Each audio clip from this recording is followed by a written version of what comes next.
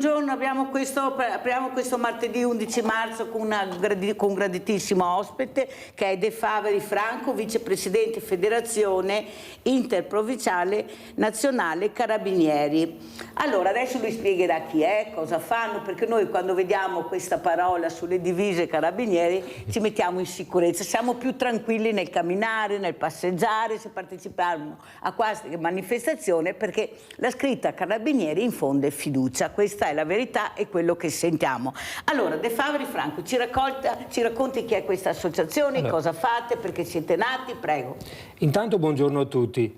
Sono De Faveri Franco, sono vicepresidente della Federazione Interprovinciale dell'Associazione Nazionale Carabinieri delle organizzazioni di volontariato delle province di Treviso, Belluno e Venezia. Scusate il nominativo, ma siamo lunghi.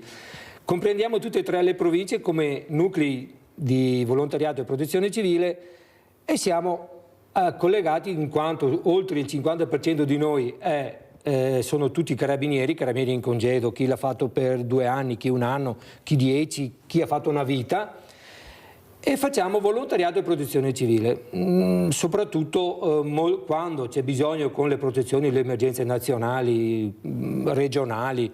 Siamo stati il battesimo vero e proprio della federazione è nato nel terremoto dell'Aquila. Da là in poi abbiamo Centro Italia, Emilia Romagna, emergenze idriche nel Veneto, tutto quello che poteva succedere e magari speriamo che non succeda, ma che sicuramente succederà ancora. Nel volontariato siamo a fianco alle amministrazioni comunali, dove nei grandi eventi che chiedono la nostra collaborazione come supporto alle polizie locali, in osservazione, magari con un occhio di riguardo, perché avendo fatto un po' un'attività particolare, questo magari ci aiuta ad essere un po' più sul territorio che per interpretare un po' le persone che possono magari creare qualche problema, oppure a gestire un po' i flussi, le persone, gli accessi, tutto quello che l'emergenza nella manifestazione magari della persona che si sente male. Riusciamo un po' ad avere i contatti con le Croce Rosse, Croce Bianche, SUEM, quello che capita in questi grandi eventi. Allora, De Faveri, quello che però vorremmo capire, lei ha detto una cosa importante: partecipiamo ai grandi eventi. Esatto. Allora io mi domando, e anche a casa si domanderanno, ma come mai quando ci sono i grandi eventi ci siete voi, la protezione civile, la polizia locale, chi ne ha più ne metta, non succede mai niente? Rarissime volte noi sentiamo o che casca il morto, che ci casca di tutto e di più. C'è una tranquillità quasi sempre, può succedere, perché la gente si sente protetta e perché quelli che hanno voglia di delinquere o di fare qualche atto veramente provocatorio si guardano bene dal farlo. Perché? Perché ci sono tante persone, perché ci siete voi e la scritta è importante, anche se, come lei ha spiegato, noi facciamo un'associazione di volontariato che controlla, guarda, osserva, che è più importante anche... Facciamo principalmente l'osservazione, ecco. Noi non possiamo intervenire e fare niente, l'unica cosa che se vediamo qualcuno che potrebbe aver sentore, sì, magari visto l'occhio lungo che avete, chiamiamo il coordinatore della PL o chi per esso e diciamo: guarda, che manda qua qualcuno che magari monitoriamo queste persone, sto gruppetto qua là.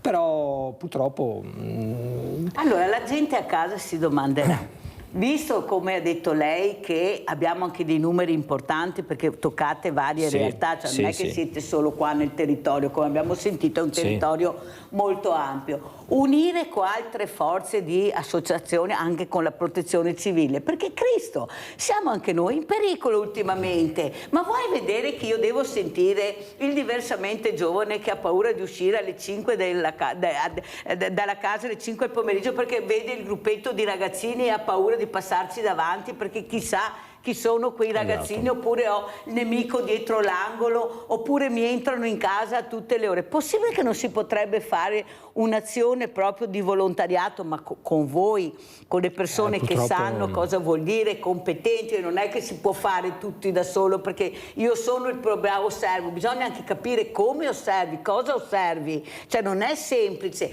Possibile che non riusciamo a mettere anche una forza proprio che abbiamo come volontariato per proteggere le persone. Io non ci credo, guardi, sono sicura, De Favri, che noi siamo in tanti ma siamo divisi, ognuno fa quella cosa, vuoi mettersi assieme, fare squadra per aiutare, dividi e ti impera, e questo è il motto, è per quello che siamo così in queste condizioni. Ricordatevi, perché abbiamo 350 associazioni di volontariato, il problema è che dobbiamo sapere, De Favri, chi fa cosa, perché se tutti facciamo tutto, alla fine troviamo l'anziano morto in casa, la persona che viene rapinata alle 3 del pomeriggio in casa, l'anziano che ha paura di uscire, il ragazzo che non esce più di casa perché trova i buletti per no, De Favri, non ci sto. Maurizio da Conservi, poi sentiamo De Favri. Vai Maurizio. Ciao Mirella e buongiorno. Ciao al signor De Favri. Ecco, buongiorno. Allora Mirella, mi hai anticipato sul discorso che io vorrei praticamente allargare. Allora, in questo caso il signor De Favri credo che sia il volontario dei Carabinieri. Beh, insomma, già dal nome dovrebbe essere una sicurezza, penso, soprattutto per i cittadini, ok? Qualsiasi tipo di cittadino, passanti, quelli che vengono fuori dal supermercato, eccetera. Allora, vi devo dire una cosa, io ho letto la settimana scorsa, adesso non mi ricordo se sia stato in Abruzzo o in provincia, adesso non lo so, che un gruppo di volontari hanno sventato una rapina a fatalità in un supermercato. O fatalità, o si trovavano là per puro caso, eccetera. Fatto sta che hanno sventato una rapina, e in questo caso sono stati al servizio dei cittadini. Allora, perché, Mirella, io mi aggiungo a te, perché non è possibile che queste forze di volontariato siano presenti 24 ore su 24, perché non ne possiamo più. O i cosi, come si chiamano, quelli che hai detto tu, Maranza o Baby Gang o quant'altro, insomma è ora di finirla sta storia, ok? Ecco, ci vogliamo essere sentiti, protetti, perché non è possibile stare prigionati in casa. Io non ci sto, Mirella, apro una parentesi, io mi so difendere, chiudo la parentesi, però per i diversamente giovani, come dici tu, è un pericolo anche per i giovani, in certe situazioni. Per certi giovani che dicono loro che non vogliono più uscire perché hanno paura, evitano di andare nei centri storici. Ciao Mirella di nuovo. Ciao Maurizio, grazie per il supporto. Allora, adesso vi faccio vedere una cosa. Mi scusi De Favri, si gira un momentino che vediamo questa bella scritta che ha. Guardate. Cosa è scritto? Allora, voi quando arrivate, vedete nelle feste, prego, si accomodi pure sempre col mezzo. Cioè, danno un centro di sicurezza, eccoli là. Cioè, capite che li abbiamo, il problema è come impiegare, ma non abbiamo i numeri. Ma chi è che ha detto che non abbiamo i numeri? Beh, allora io vorrei confrontarmi con qualche politico che dice alla Mirella che non abbiamo i numeri, visto le associazioni di volontariato che vengono qua tutte le mattine, che si rendono disponibili, capire chi fa cosa naturalmente e la competenza, perché abbiamo bisogno anche di persone competenti che sappiano, perché non è possibile che il cittadino si deve arrangiare da solo a proteggersi. Quando arrivano le bande, specialmente dall'est, questi non ne hanno per nessuno, questi mettono a fuoco e fiamme i paesi se decidono di fare quell'intervento, e non è che il cittadino possa difendersi da solo in questi casi, e noi li abbiamo, fanno razzie in 5-6 case prima di tornare. O sbaglio, De Favri, prego. Così è quello che succede anche in questo inverno, è successo queste cose. Però io voglio dire una cosa, che noi siamo dei volontari, che abbiamo scelto di fare il volontariato, però noi non possiamo sostituire le istituzioni, perché noi non abbiamo nessun potere di intervenire, di fare, di fermare. L'unica cosa che possiamo fare è segnalare, è l'unica cosa che può fare anche il cittadino. Fermo De Favri, ma capisce bene, no, perché De Favri mi stuzzica, che una segnalazione fatta da voi e una segnalazione fatta dal semplice cittadino non è uguale, anche se dovrebbe essere uguale? Allora, credo che questo non sia vero, perché le istituzioni prendono nota di tutte le segnalazioni che vengono fatte. Quando sento magari che parlo là dove, nella mie zone, là ho trovato la rete tagliata, ma hai fatto denuncia? No. Perché? Ma cosa vuoi? No, è sbagliato, bisogna farla. Ho trovato che, sai che ho l'impressione che sia passato qualcuno nel mio giardino perché ho trovato delle impronte, l'erba era alta, rami rotti, ma secondo me hai fatto denuncia?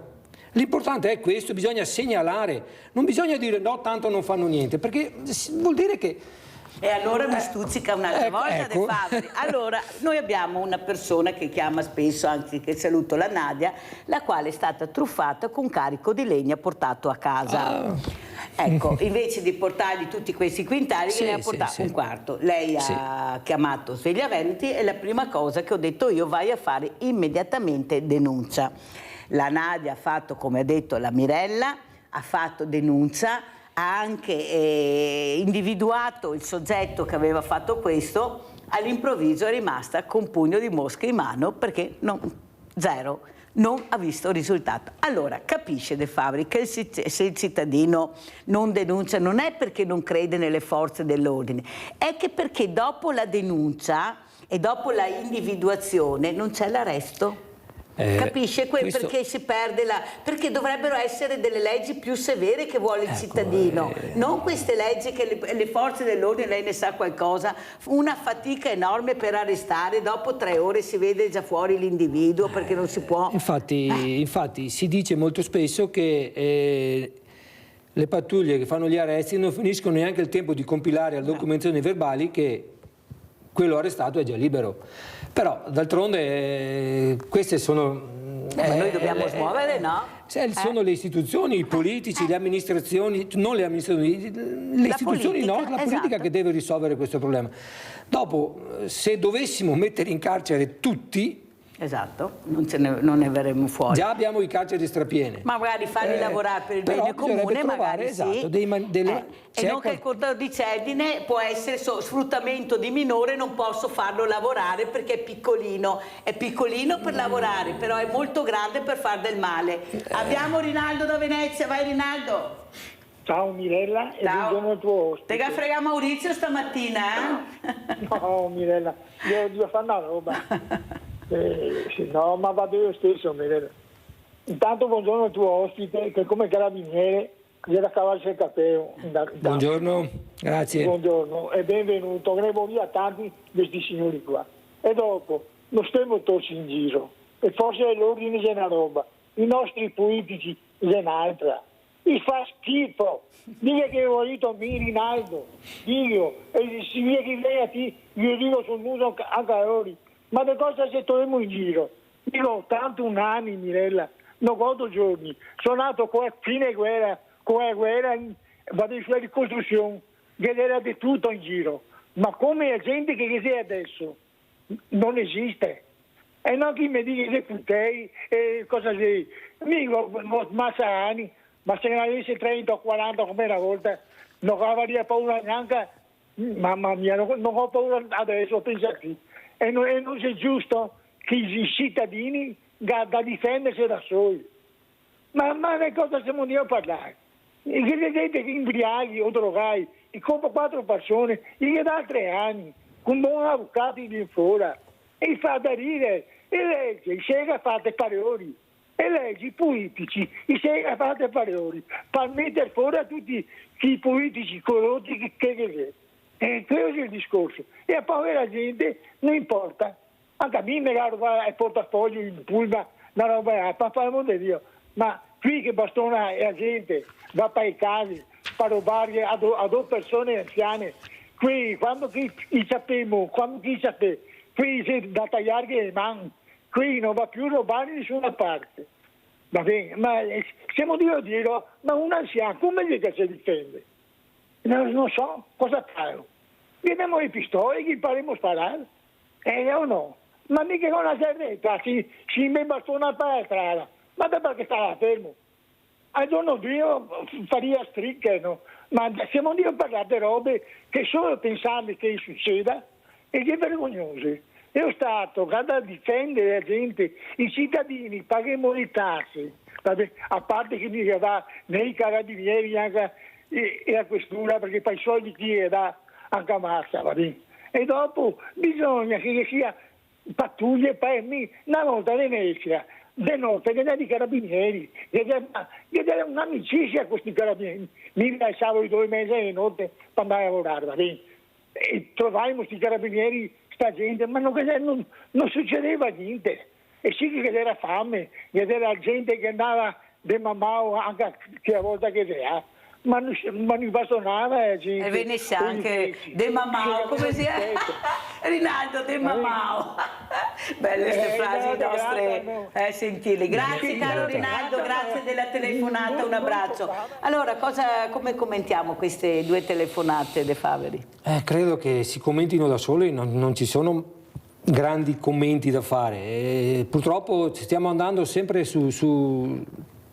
Molta gente va in pensione, soprattutto delle forze dell'ordine, e non vengono sostituiti da forze nuove. Però bisogna capire la politica cosa possono fare, cosa vogliono fare, dove vogliono arrivare. Vediamo che già quando parliamo di leggi più severe apriamo un capitolo che credo che si possa commentare da solo. Però alla fine bisogna trovare una soluzione, qualcosa bisognerà fare. Bisognerà secondo me, dare un po' di più di sicurezza a queste persone, bisogna provare a darla in qualche maniera. Magari io non ho la competenza per dire cosa, ma sicuramente qualcosa bisognerebbe provare a fare. Visto che paghiamo persone che dovrebbero fare questo, non so chi sia la gratis, cioè li paghiamo perché abbiamo deciso che devono essere loro che si occupano del bene e del popolo italiano. Ci sono anche delle buone idee magari, o che o meno ci provano, ma che però dopo si perdono perché ci sono troppi no, troppi se, troppi ma e non si riesce a risolvere niente. Allora andiamo a vedere queste indagini Baby Gang Treviso Oderzo, poi commentiamo. Potrebbero avere i giorni contati gli autori delle rapine che la settimana scorsa hanno interessato Treviso e Oderzo, 2 baby gang separate ma i cui componenti sarebbero già noti alle forze dell'ordine nonostante la giovane età. A Oderzo, alla stazione delle Corriere, la vittima è stata un 16enne veneziano a cui un gruppetto di balordi ha sottratto 20 euro dal portafogli sotto minaccia di un coltello. Nel capoluogo è cace invece alla banda di giovanissimi, anche qui probabilmente minori, che hanno prima pestato e poi derubato in via Roma un 24enne di Carbonero usando anche dello spray urticante. In questo caso a lanciare l'allarme è stato Filippo Bisori, titolare dell'Infinity Smoke, che torna su una serata concitata. Un ragazzo nordafricano entra in negozio visibilmente turbato e mi dice chiamo la polizia, mi hanno rubato il telefono, la bicicletta e mi hanno aggredito dei ragazzi, aiutami, chiamo la polizia. E allora io prontamente chiamo la polizia. Mi ha spiegato che questi ragazzi erano in 2, mi ha detto, uno con giubbino bianco, uno con giubbino nero, entrambi nordafricani. L'hanno aggredito, pestato. Il lavoro dei carabinieri è meticoloso, con i frame della videosorveglianza passati a setaccio. Si stanno di fatto raffrontando le immagini con gli identikit di ragazzini già noti per fatti analoghi. Insomma, volti noti e anche scoperti. In entrambi i casi i delinquenti hanno agito senza travisamenti, sciarpe o cappelli. Evidentemente pensavano di farla franca. E mentre le indagini proseguono, per evitare che colpiscano ancora, in via Roma Treviso Bisori evidenzia come non siano fatti episodi isolati. La situazione qui è calda, diciamo che se non tutti i giorni, almeno un giorno sì, un giorno no, succede qualcosa. Tra litigi, risse, eventi come quello di mercoledì, la settimana prima un ragazzo è passato qua davanti inseguendo un altro ragazzo con un coltello, quindi ne abbiamo tutti i giorni. Per il giovane commerciante l'effetto, chiamiamolo Castelmenardo, dopo l'uccisione di Francesco Favaretto nel dicembre scorso, sarebbe già finito. C'è stato un periodo dopo la dichiarazione del ministro Nordio che erano qua tutti i giorni in massa. E adesso ci sono momenti in cui ci siamo solo noi negozianti e gli avventori, forse dell'ordine non c'è neanche l'ombra. L'unica soluzione è accelerare con la creazione di un posto fisso di polizia all'ex edicola, come preannunciato dal comune. Avere qua le forze dell'ordine fisse potrebbe migliorare alquanto la situazione. Un'altra cosa, secondo me, efficace potrebbe essere mettere dei lampioni, illuminare di più la zona a fianco all'edicola, in quanto di sera è effettivamente molto buio e poi si verificano chiaramente questi eventi spiacevoli. Allora De Faveri, abbiamo sentito questo ragazzo giovane che dice l'importanza delle forze dell'ordine, noi vorremmo averle perché sono molto da deterrente. E lei, so che questa mattina vuole parlare anche di protezione civile, ma la parola lo dice protezione civile. Allora io mi domando, la protezione civile serve solo quando ci sono gli esondamenti dei fiumi, quando ci sono le sagre o le feste, o dovrebbe essere messa in atto, visto che c'è anche una professionalità, perché devi fare dei corsi, devi anche cercare di imparare per fare questo tipo di protezione civile messa in atto, visto che le forze dell'ordine sono poche, abbiamo dei numeri, assieme di fare squadra per mettere proprio in protezione il civile? Prego De Faveri. Attualmente in Italia con la protezione civile non si può usare per questi scopi, perché la protezione civile è stata creata nel lontano 1978-80 mi pare, dall'allora ministro dell'interno Zamberletti, e però era solamente per aiutare le comunità in caso di eventi naturali, calamità naturali. Non si può al momento, perché dopo ci sono anche dei risvolti, perché il volontario è un volontario, non ha titolo, non ha possibilità l'unica cosa che può fare è segnalare. Poi se le istituzioni cercheranno di fare il loro lavoro, ma la protezione civile più di questo credo che non possa fare, almeno in questo momento non è autorizzata a fare. Ma allora, lei ha detto una cosa importante, segnalare. Noi abbiamo bisogno anche di questo, perché quel ragazzo che delinque, quella persona che delinque, se vede questa protezione civile, i carabinieri, chi per essi, indipendentemente dal momento del volontariato che sta passando un momento difficile, ha paura perché viene segnalato, perché sa che sarà individuato. Cioè vogliamo almeno provare a vedere con le segnalazioni, parlo solo di segnalare, se riusciamo a mettere in sicurezza queste persone, perché non è possibile che uno va al supermercato e ha il terrore di essere il borseggio, il saccheggio e di più, addirittura perché poi diventano pericolosi, perché hanno questo spray e il peperoncino, qualcuno ha anche il coltello, capite bene che non è mica così. Sempre c'è la storia per qualcuno che è fragile, ecco, per le fragilità, prego, perché ormai i cittadini sono fragili rispetto a un gruppo di ragazzini, lo ripeto, sono un gruppo di ragazzini che tengono in ostaggio sindaci, forze dell'ordine, comunità. No, non ci sto, io lo dico e ecco, metteteci assieme, vediamo chi fa cosa, come può aiutare, anche segnalando, non sto dicendo di adoperare armi, anche come segnalazione, se possiamo. Adesso si apre la bella stagione, la gente esce, allora se esce ha paura dei furti in casa, se va fuori ha paura dietro l'angolo che ci sia il nemico, il gruppo di ragazzi. Ma si può vivere così, De Faveri? Io vedo, o meglio, sento in giro e tra l'altro conosco un paio di persone che fanno parte dei classici controlli di vicinato e questi hanno creato una rete tra di loro, dei residenti e compagnia, che quando uno vede qualcosa di strano, un'auto strana, qualcosa, intanto la prima cosa che fa manda un messaggio sul gruppo. In tutti viene monitorata quest'auto, se quest'auto fa cose strane come è sembrato all'inizio, vengono chiamati i carabinieri o la polizia o chi per esso. Questo è già una buona cosa, però mettere in campo delle persone che non hanno nessun titolo e non hanno nessuna, a parte il fatto di segnalare, ci troviamo di fronte dopo a questi ragazzi sfrontati, perché sono così, che ti vengono davanti, ti ridono in faccia e tu cosa fai? Cosa fai? Chiami i carabinieri perché ti hanno riso in faccia?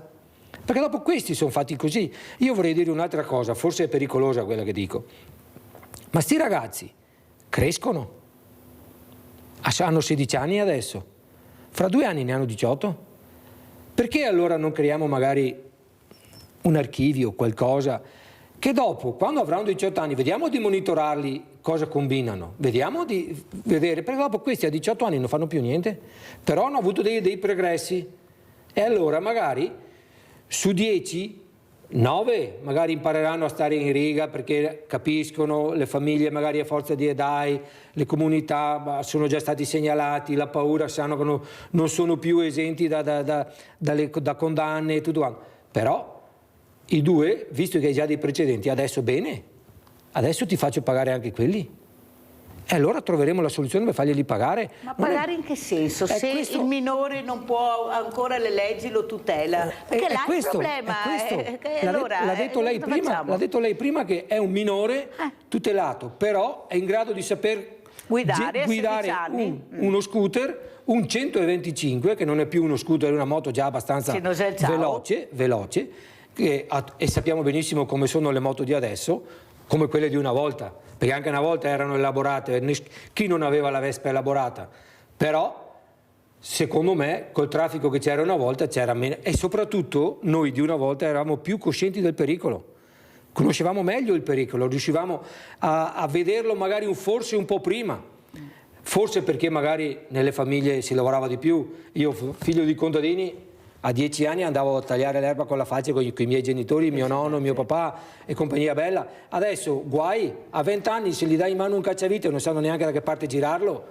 E non so se questo sia un bene o un male, sicuramente non li aiuta neanche loro, vuol dire che anche qua, anche noi, forse dobbiamo farci un esame di coscienza e capire come li abbiamo tirati su sti ragazzi. Però, insomma, queste cose, questi problemi esistono, bisognerà provare a fare qualcosa. Secondo me un controllo di vicinato già è una buona cosa.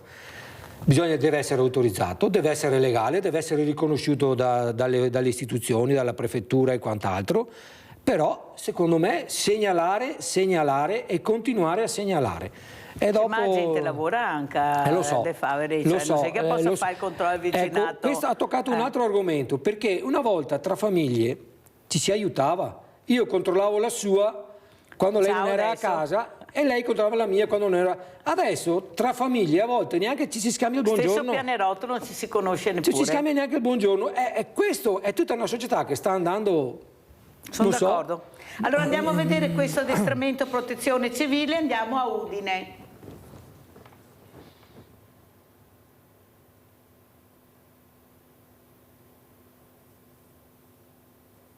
Adesso parte il servizio.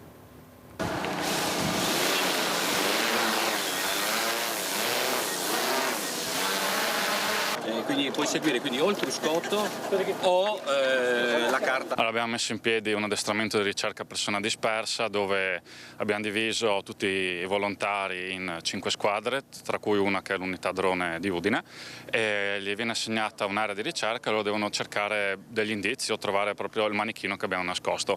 Abbiamo voluto replicare quello che è la ricerca persona dispersa che facciamo in scenari operativi, ma sotto forma di addestramento, appunto perché magari ci sono dei volontari che non hanno mai fatto, bisogna un attimo riprendere mano con le procedure, perché fortunatamente non è che capita spesso di fare questa attività, e allora per mantenerci addestrati abbiamo messo in piedi questa attività, così anche testiamo le nuove attrezzature in dotazione al gruppo comunale, quale il nuovo drone e il furgone che potete vedere qua dietro. Mattinata di addestramento per i volontari della protezione civile di Udine, Attimis e Remanzacco all'ex cava IFIM vicino al Torre per una simulazione di ricerca di persona nella quale testare anche i nuovi strumenti tecnologici messi a disposizione. Tramite dei software abbiamo elaborato quella che è l'area di intervento, l'abbiamo divisa per settori, ad ogni squadra è stato assegnato un settore, adesso sono tutti in fase di ricerca, poi se troveranno qualcosa ce lo comunicheranno via radio o via telefono in base a quello che trovano. Quanto è importante gli strumenti tecnologici, ovviamente tantissimo. Abbiamo parlato di questo nuovo drone, l'abbiamo visto, tra l'altro molto più grande un po' di quelli normali, e quanto aiuta nella perlustrazione. Sì, diciamo che il drone nuovo che abbiamo in dotazione rispecchia pienamente quelle che sono le nostre necessità e sono le necessità di queste operazioni di ricerca e soccorso, perché è dotato di tutti gli strumenti di ultima generazione che servono appunto per fare queste ricerche. I volontari divisi in squadre hanno effettuato le loro ricerche con il massimo impegno per minimizzare le tempistiche del ritrovamento, ovviamente dato fondamentale da rispettare in casi simili a questo. Sì, diciamo che l'addestramento deve essere fatto con calma in modo tale che tutti quanti apprendano bene quali sono le procedure. In scenario operativo invece lì è importante anche la tempestività per trovare le persone. Sì. Allora, molto importante questo servizio De Faveri, come lo commentiamo? Perché vedo che lei era un po' perplesso, mi diceva anche fuori onda. Sì, perché i droni sicuramente sono una cosa eccezionale usati in maniera corretta. Però è vero, la protezione civile ha i droni dove noi, o almeno i nostri gruppi che li hanno, vengono usati se con i permessi e quant'altro, perché là c'è tutta una burocrazia che ci sta dietro ovviamente, nelle ricerche persone, ma perché non provare a dotare magari qualche compagnia di carabinieri con una pattuglia che ha questi droni, che quando viene fatta la segnalazione di questi personaggi strani che girano in giro non arriva sul posto, alza il drone magari col visore notturno, credo che non siano grosse spese, perché se riescono ad averli dei nuclei comunali di protezione civile possono averli anche le forze dell'ordine, e alzarli in volo e monitorare. Si riesce a monitorare un'area molto molto ampia e molto velocemente, ecco che si potrebbero velocizzare le cose. Io so che ci sono delle stazioni che ci provano ad avere queste attrezzature, però al momento non le possono utilizzare, non le possono usare. Sentite cosa dice De Faveri. Perché la burocrazia purtroppo ci vogliono delle leggi che permettono ovviamente di fare anche queste cose, però attualmente non si può.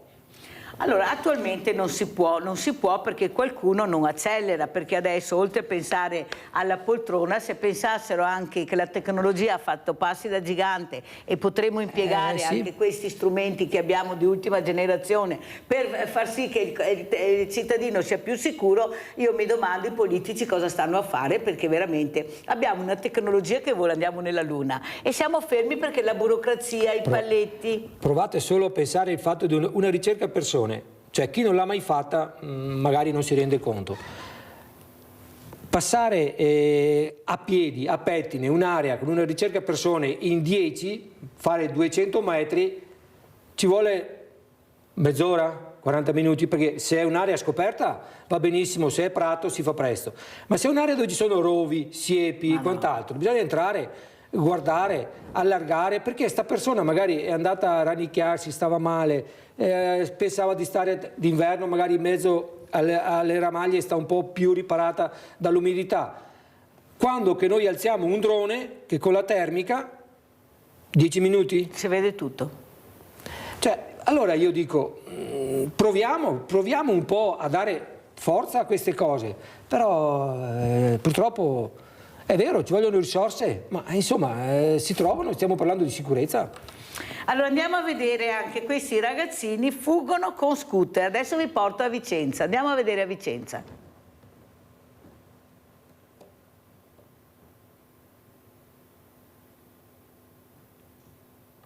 Domenica pomeriggio, Viale Milano, una volante della questura di Vicenza nota 2 persone a bordo di uno scooter. Inutile l'alt intimato dagli agenti, il conducente prosegue dritto. Ne nasce un inseguimento con lampeggianti e sirene lungo via Firenze, via Torino, infine Corso Santi Felice e Fortunato, dove i due vengono infine bloccati. Rifiutano di fornire i documenti personali e quelli del motociclo, assumendo atteggiamenti provocatori nei confronti dei poliziotti. Accompagnati in questura, i due di origine algerina sono stati denunciati per resistenza pubblica ufficiale e saranno espulsi dall'Italia. Lo scooter, privo di assicurazione, è stato sequestrato. Allora De Faveri, quello che però vogliamo anche capire questa mattina è come anche intrigare questi ragazzi anche col mondo del volontariato. Possibile che non riusciamo ad arrivare a loro? Forse è proprio quello che vogliono, essere loro i protagonisti, magari anche sbagliando. Proviamo a vedere, proviamo a capire, perché quando io sento i dati anche sia degli alpini che ho avuto ospite, ma anche di altre realtà dove anche il servizio civile hanno avuto un numero enorme di ragazzi che si sono iscritti, allora vuol dire che non è che siamo proprio fuori strada io e lei, De Faveri, molti che la pensano come io e lei, cioè andiamo a prendere questi giovani. Dove sono questi giovani? A scuola. Perfetto, cosa fai il mattino? Studio. Pomeriggio cosa fai? Io mi occupo di sport. Perfetto, tu sei già un po', tu cosa fai? Vado a spasso tutto il giorno. Beh, vieni con me ora adesso che te porto a spasso me, dove che dico me, ma sempre per fare del bene. Cioè capisce che non riusciamo a capire che possiamo farcela, ma ci mettono davanti, come giustamente ha detto De Faveri, la burocrazia. Allora non può uscire il ragazzo perché è minore, ci vuole l'assicurazione, la scuola per farli uscire. Capite che c'è qualcuno, come ha detto giustamente, che ha messo questo proprio per impedirci di agire, perché le parole non servono. Qui abbiamo bisogno di fatti, di azioni anche con questi ragazzi, perché poi se poi hanno dei genitori, andiamo a sentire questa mamma cosa ha gridato, andiamo a sentire, perché veramente è una roba incredibile. Poi diamo ai ragazzi, pensa che mamma che è sto ragazzo, andiamo a vedere.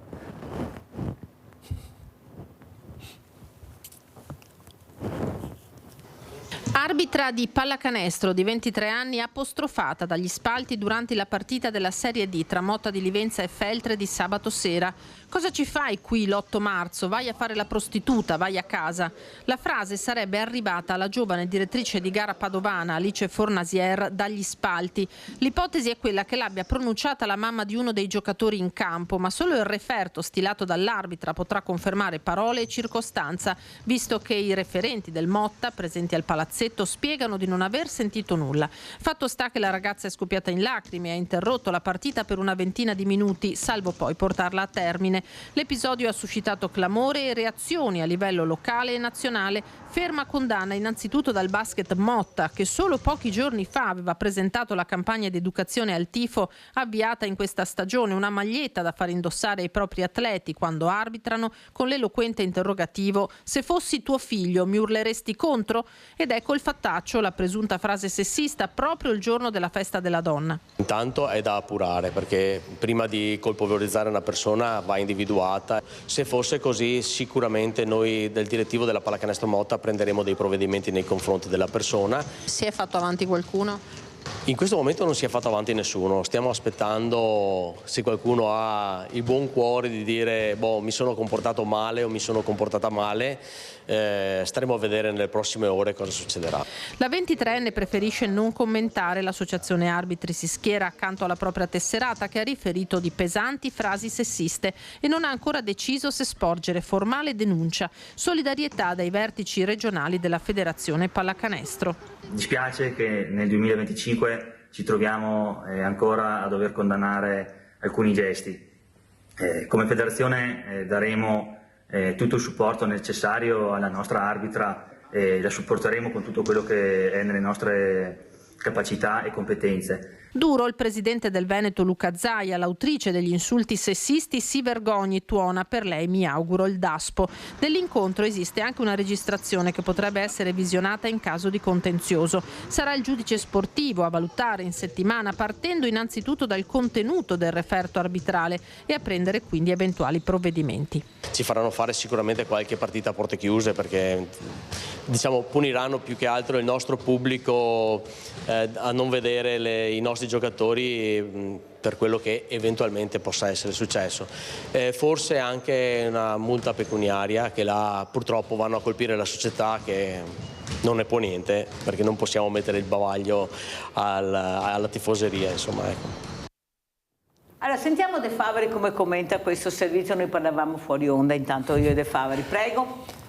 Diciamo che intanto la cosa è sicuramente vergognosa, quello che è successo, però dopo, se fosse appurato che è vero quello che è stato detto, l'insulto che è stato fatto, che è da censurare in maniera totale, io inviterei l'arbitro, la 23enne, a porgere lo stesso denuncia, fa una querela contro ignoti.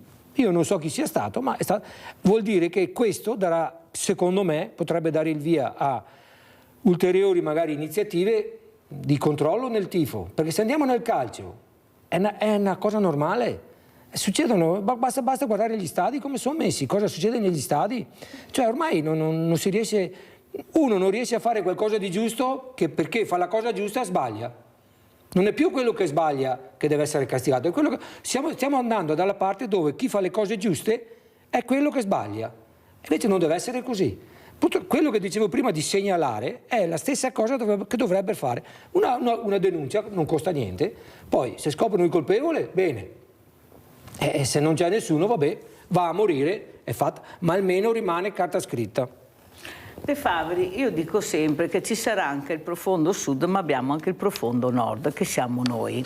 Nel senso, come che dice lei, c'è poca proprio consapevolezza dell'importanza che tu puoi fare anche con una denuncia. Là il problema grande è la paura che regna sovrana. Avete sentito che ancora si dice ma bisogna vedere se è stato detto, ma bisogna vedere cosa faremo, vedremo, faremo, sempre così oremo, faremo, vedremo. Ma se questa ragazza si è messa a piangere, se ha detto questo, che sarà un motivo, vuoi vedere che si è inventata tutto per avere visibilità? Cioè io non riesco a capire.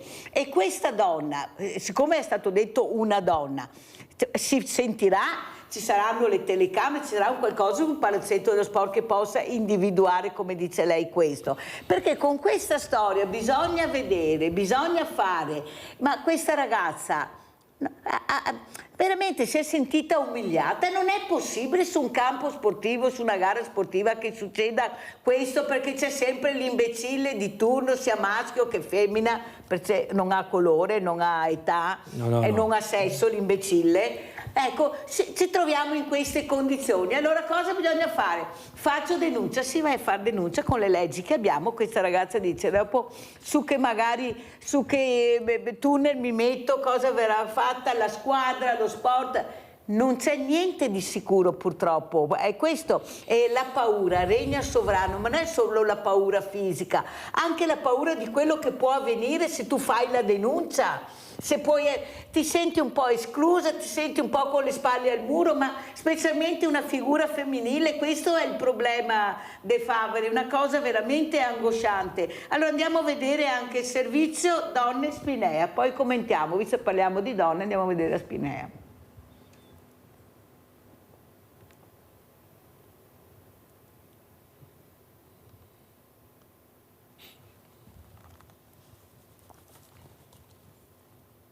Il Comune di Spinea, attraverso l'assessorato alla cultura, la biblioteca comunale e l'ufficio pari opportunità, organizza Marzo Donna 2025, una rassegna dedicata al ruolo delle donne nella promozione della pace. Iniziative storiche come quelle dell'associazione Asso Pace e il progetto delle donne in nero, portato avanti con altri comuni del Miranese, testimoniano questo impegno. L'assessora alla cultura Loredana Mainardi sottolinea l'importanza del tema in continuità con la tradizione della comunità verso la cultura della pace. Avremo come ospiti 3 giornaliste che hanno scritto un libro molto interessante che si chiama Donne di Pace. Poi avremo sempre come ospiti Gulala Salim e Maria Kurazami, che sono una profuga curda e un'altra afghana. E poi continuiamo con un altro appuntamento interessante che sono le scritture diaristiche della Resistenza, raccontate da una giovane scrittrice che si chiama Aurora Marchioro. L'evento intende valorizzare il contributo delle donne, passate e presenti, alla costruzione della pace, un tema di grande rilevanza anche oggi. Vi invitiamo a rimanere aggiornati sui nostri canali social e, se avete piacere, partecipare ai nostri incontri. E adesso noi incontriamo chi? La pubblicità.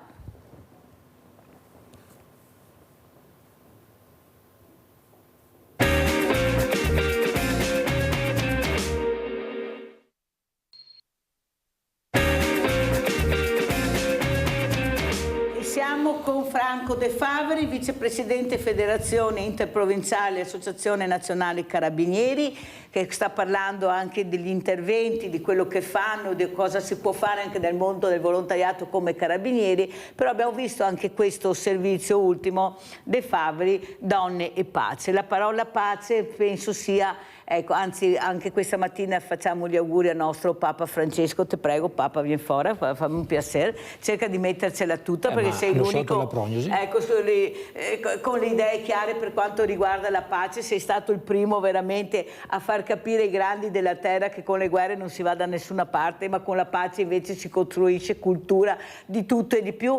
Ecco, cosa sta succedendo anche, ecco, queste donne adesso la giornata della donna, c'è la mia festa della donna, la giornata della donna anche per voi uomini, cosa vuol dire per le forze dell'ordine questo importante appuntamento? Prego. Sono cose che sono sicuramente importantissime, però stiamo notando che anche nelle donne, non più nei giovani, negli uomini, sta cambiando il modo di vivere, di comportarsi, di raffrontarsi. Vedere donne che insultano altre donne il giorno della festa della donna, secondo me, credo che non sia proprio il massimo. Credo che abbiamo raggiunto, forse, perché al fondo non c'è mai fine, però forse credo che abbiamo toccato il fondo. Comunque, vabbè. No, va bene no, ma insomma va male sì.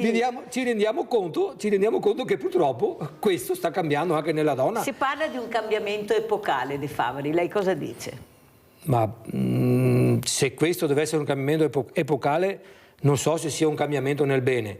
credo che le premesse non siano buone. Dopo, per carità, tutto può succedere, in corso d'opera magari si cambia, ma la vedo molto, ma molto dura.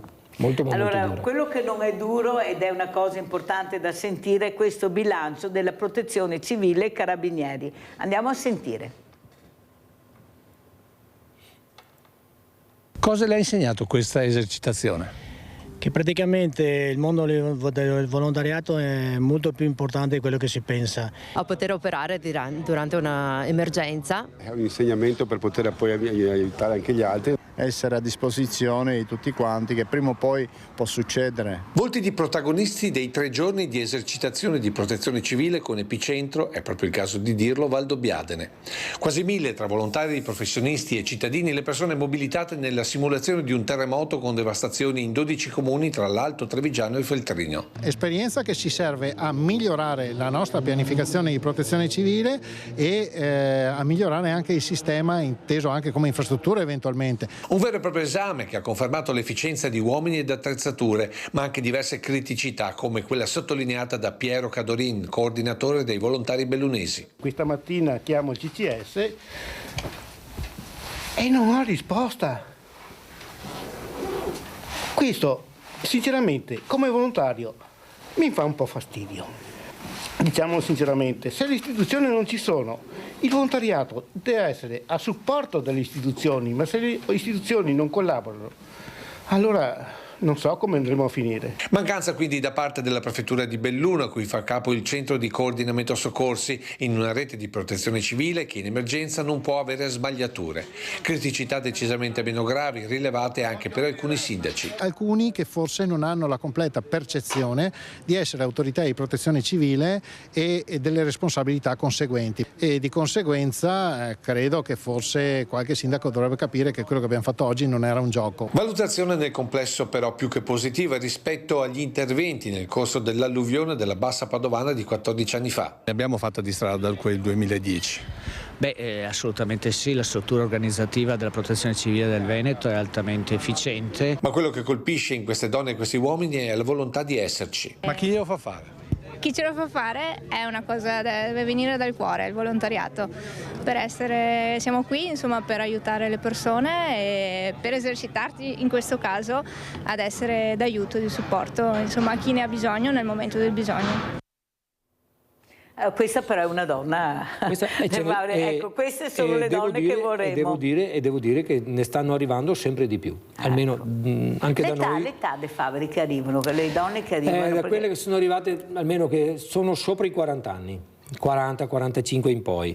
Poi perché magari prima ci sono i bambini, come anche per gli uomini. Anche per gli uomini c'è la famiglia, il lavoro, ci sono delle cose che io stesso ho cominciato a fare protezione civile 20 anni fa quasi, sì 20 anni fa, ne ho 65. Cioè faceva il carabiniere e anche volontario. Sì, il carabiniere l'ho fatto per un po'. Cos'è che è stato proprio lo spunto per dire adesso faccio volontariato? Cosa è successo, De Faveri? Quando ti trovi ad avere, almeno il caso mio, del tempo libero e vedevi che c'erano queste associazioni in giro, queste necessità, conoscevi già qualcuno che era dentro. Vabbè, ci provo anch'io, tanto dai, prova a venire, vediamo. È la stessa cosa che diciamo a quelli che vengono adesso, dai, prova, vedi, se ti piace bene, se ti senti stimolato, perché ci deve essere uno stimolo, bene, continui, e se no dici guarda, non fa per me, nessun problema, perché... Però dopo vedi che magari ti succedono delle cose, soprattutto magari quando ti capisci che ti sei reso conto che hai aiutato qualche persona in difficoltà, questa persona ti ringrazia, ti senti gratificato e tutto, allora vabbè, continui e man mano che vai avanti vedi che stai facendo qualcosa sicuramente di utile. E soprattutto un'altra cosa importante, come intrigherebbe lei De Faveri i giovani? Ad esempio, se adesso chiamassero De Faveri, ecco, qualche importante rappresentante politico e dicesse De Faveri, vogliamo iniziare a fare qualcosa con i giovani, dove andrebbe a parare De Faveri? Dove si orienterebbe? Posso raccontarvi un fatto. Noi 2 anni fa abbiamo fatto un'esercitazione con la Protezione Civile Regionale, il SUEM 118, i Vigili del Fuoco, di un'evacuazione di una scuola a Castelfranco e c'erano più di 1000 ragazzi, perché erano due scuole superiori messe assieme, il Nightingale e l'alberghiero dietro. Evacuato tutto, fatto tutto quanto, i ragazzi erano fuori perché l'area del punto di raccolta, per quando c'è l'emergenza devono andare nel punto di raccolta, e noi eravamo in mezzo alla gente. Io tra l'altro ho una ragazza che è la figlia di un volontario che ha 25 anni, 26, e questa era in mezzo a loro. E gli ho detto, prova a sentire, ha cominciato a parlare, sì qua, ma cosa fai? Allora gli ha fatto vedere le attrezzature che avevamo, perché avevamo un po' di attrezzature, questo, quell'altro. Sì, bello, interessante, bello, ci siamo messi anche noi, abbiamo cominciato un po' a parlare. Sì, beh, guarda, se vuoi ti do il mio numero. Beh, ma intanto aspetta. Sì, qualcuno ha preso il numero di telefono, però non li ho più sentiti. La curiosità c'è, ma magari non è che bisogna un po' intrigarli. Forse magari bisognerebbe provare magari a fare qualcosa. Sai perché lo dico, De Faveri? Perché io ho avuto sia la Croce Rossa proprio ospite, anzi saluto la Presidente Cardarelli e tutta la squadra incredibile che ha la Croce Rossa, che è enorme e grande, loro hanno i giovani. E giustamente diceva anche lei che forse avevo ragione nel dire che loro li intrigano, li fanno toccare con mano quella che è la realtà della Croce Rossa, ma facendo, non guardando fermi, forse dobbiamo un po' intrigarli di più su quella che è l'azione, più che la parola, agire, fare, anche sbagliando, poi ti insegno, ma intanto prova e sbaglia. Cosa dice De Faveri? Bisognerebbe provare a vedere, magari organizzando qualche giornata, qualcosa. Noi adesso, noi a Castelfranco, se tutto va bene, abbiamo intenzione di organizzare qualcosa, anche giusto per incentivare un po', però vediamo cosa... Sì, intrigarli di più, come si faceva una volta. Sicuramente, però qualcuno chiede, no, sto aspettando delle risposte a 2 ragazzi giovani, ma non so cosa... Ma non sono neanche abituati, perché noi facciamo le lezioncine in classe, De Faveri, ma io si stufi delle lezioncine. Loro, secondo me, devono sbagliare, imparare sbagliando, ma toccando con mano, loro i protagonisti. Fai questo, prova a vedere se ma devi farlo, però no che te lo spiego solo, prova a farlo dopo, perché sennò non ne andiamo fuori. Lei ha detto giustamente, De Faveri, non hanno manualità, per forza. Non gli facciamo fare niente. Non facciamo fare niente. Sì, è vero. Dopo è vero che anche da noi c'è un limite, che per fare il volontario di protezione civile devi essere maggiorenne. E questo sicuramente uno di 16 anni non lo può fare. È un limite però. Perché devi essere cosciente, ci sono delle responsabilità, perché è vero che a volte andiamo in situazioni che uno magari... Dopo anche quando escono da scuola, però sì, sono... È anche vero che prima di tutto viene la salute, perché nei corsi che si faranno viene la salute e la sicurezza del volontario, dopo viene il resto, perché prima di tutto bisogna salvaguardare se stessi.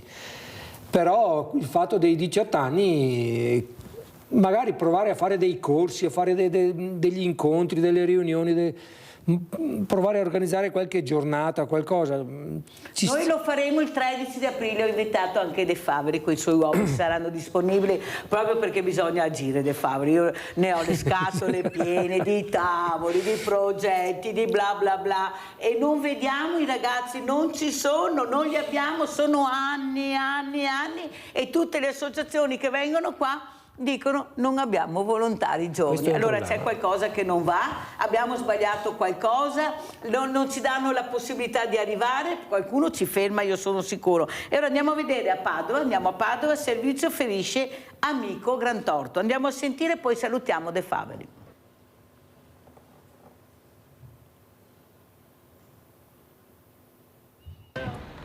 È stato arrestato dai carabinieri fuori dalla casa dell'uomo che aveva appena accoltellato alla gola il 44enne di origine romena accusato di tentato omicidio. Tutto è nato domenica mattina quando, al termine di una lite per futili motivi, il 44enne ha preso un coltello da cucina con una lama di 12 cm e mezzo, avventandosi sull'uomo che lo stava ospitando. È stato proprio il ferito, un 53enne romeno, a chiedere aiuto contattando il 112 raccontando quanto era accaduto.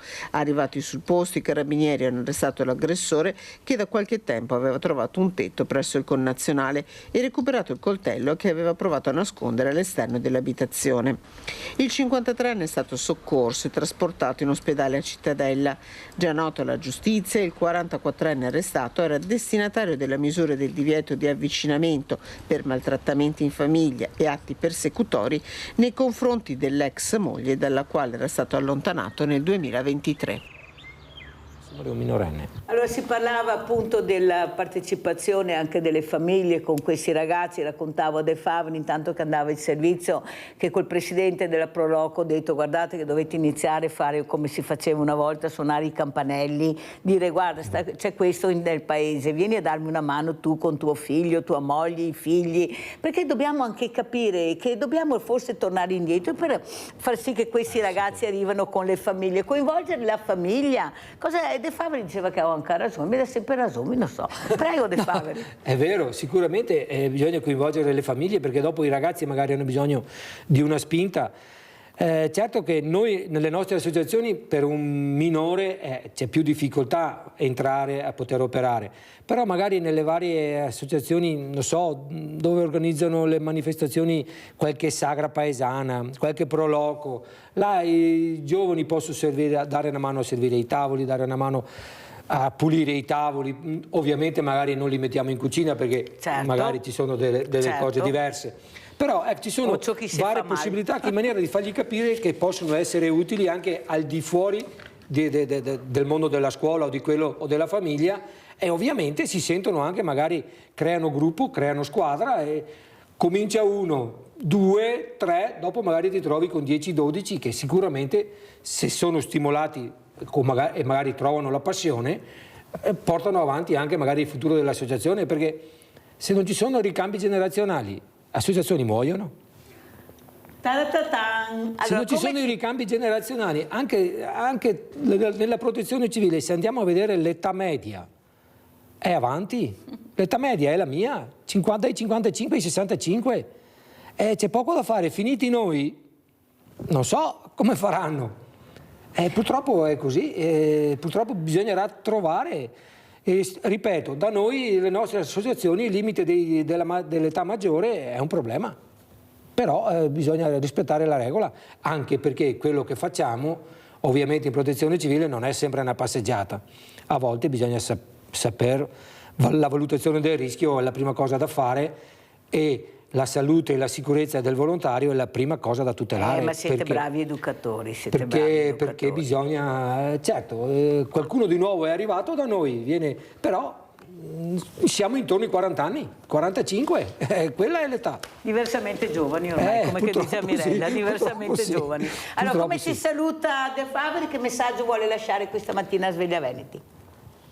Direi che, l'ho detto prima, non aver paura, non bisogna aver paura, bisogna chiamare e soprattutto segnalare e non aver paura. E speriamo che qualcuno, a forza di vedere le segnalazioni che aumentano, le denunce che aumentano, dicano qua bisogna cambiare il sistema, perché credo che bisognerà un po' registrare qualcosa. Sicuramente stiamo andando verso una cosa poco simpatica e sicuramente poco piacevole, pensando che poi che questi giovani adesso sono minori, ma quando arriveranno adulti, quello che hanno combinato, la denuncia che hanno avuto, il carico pendente che hanno, segnerà per sempre la loro vita.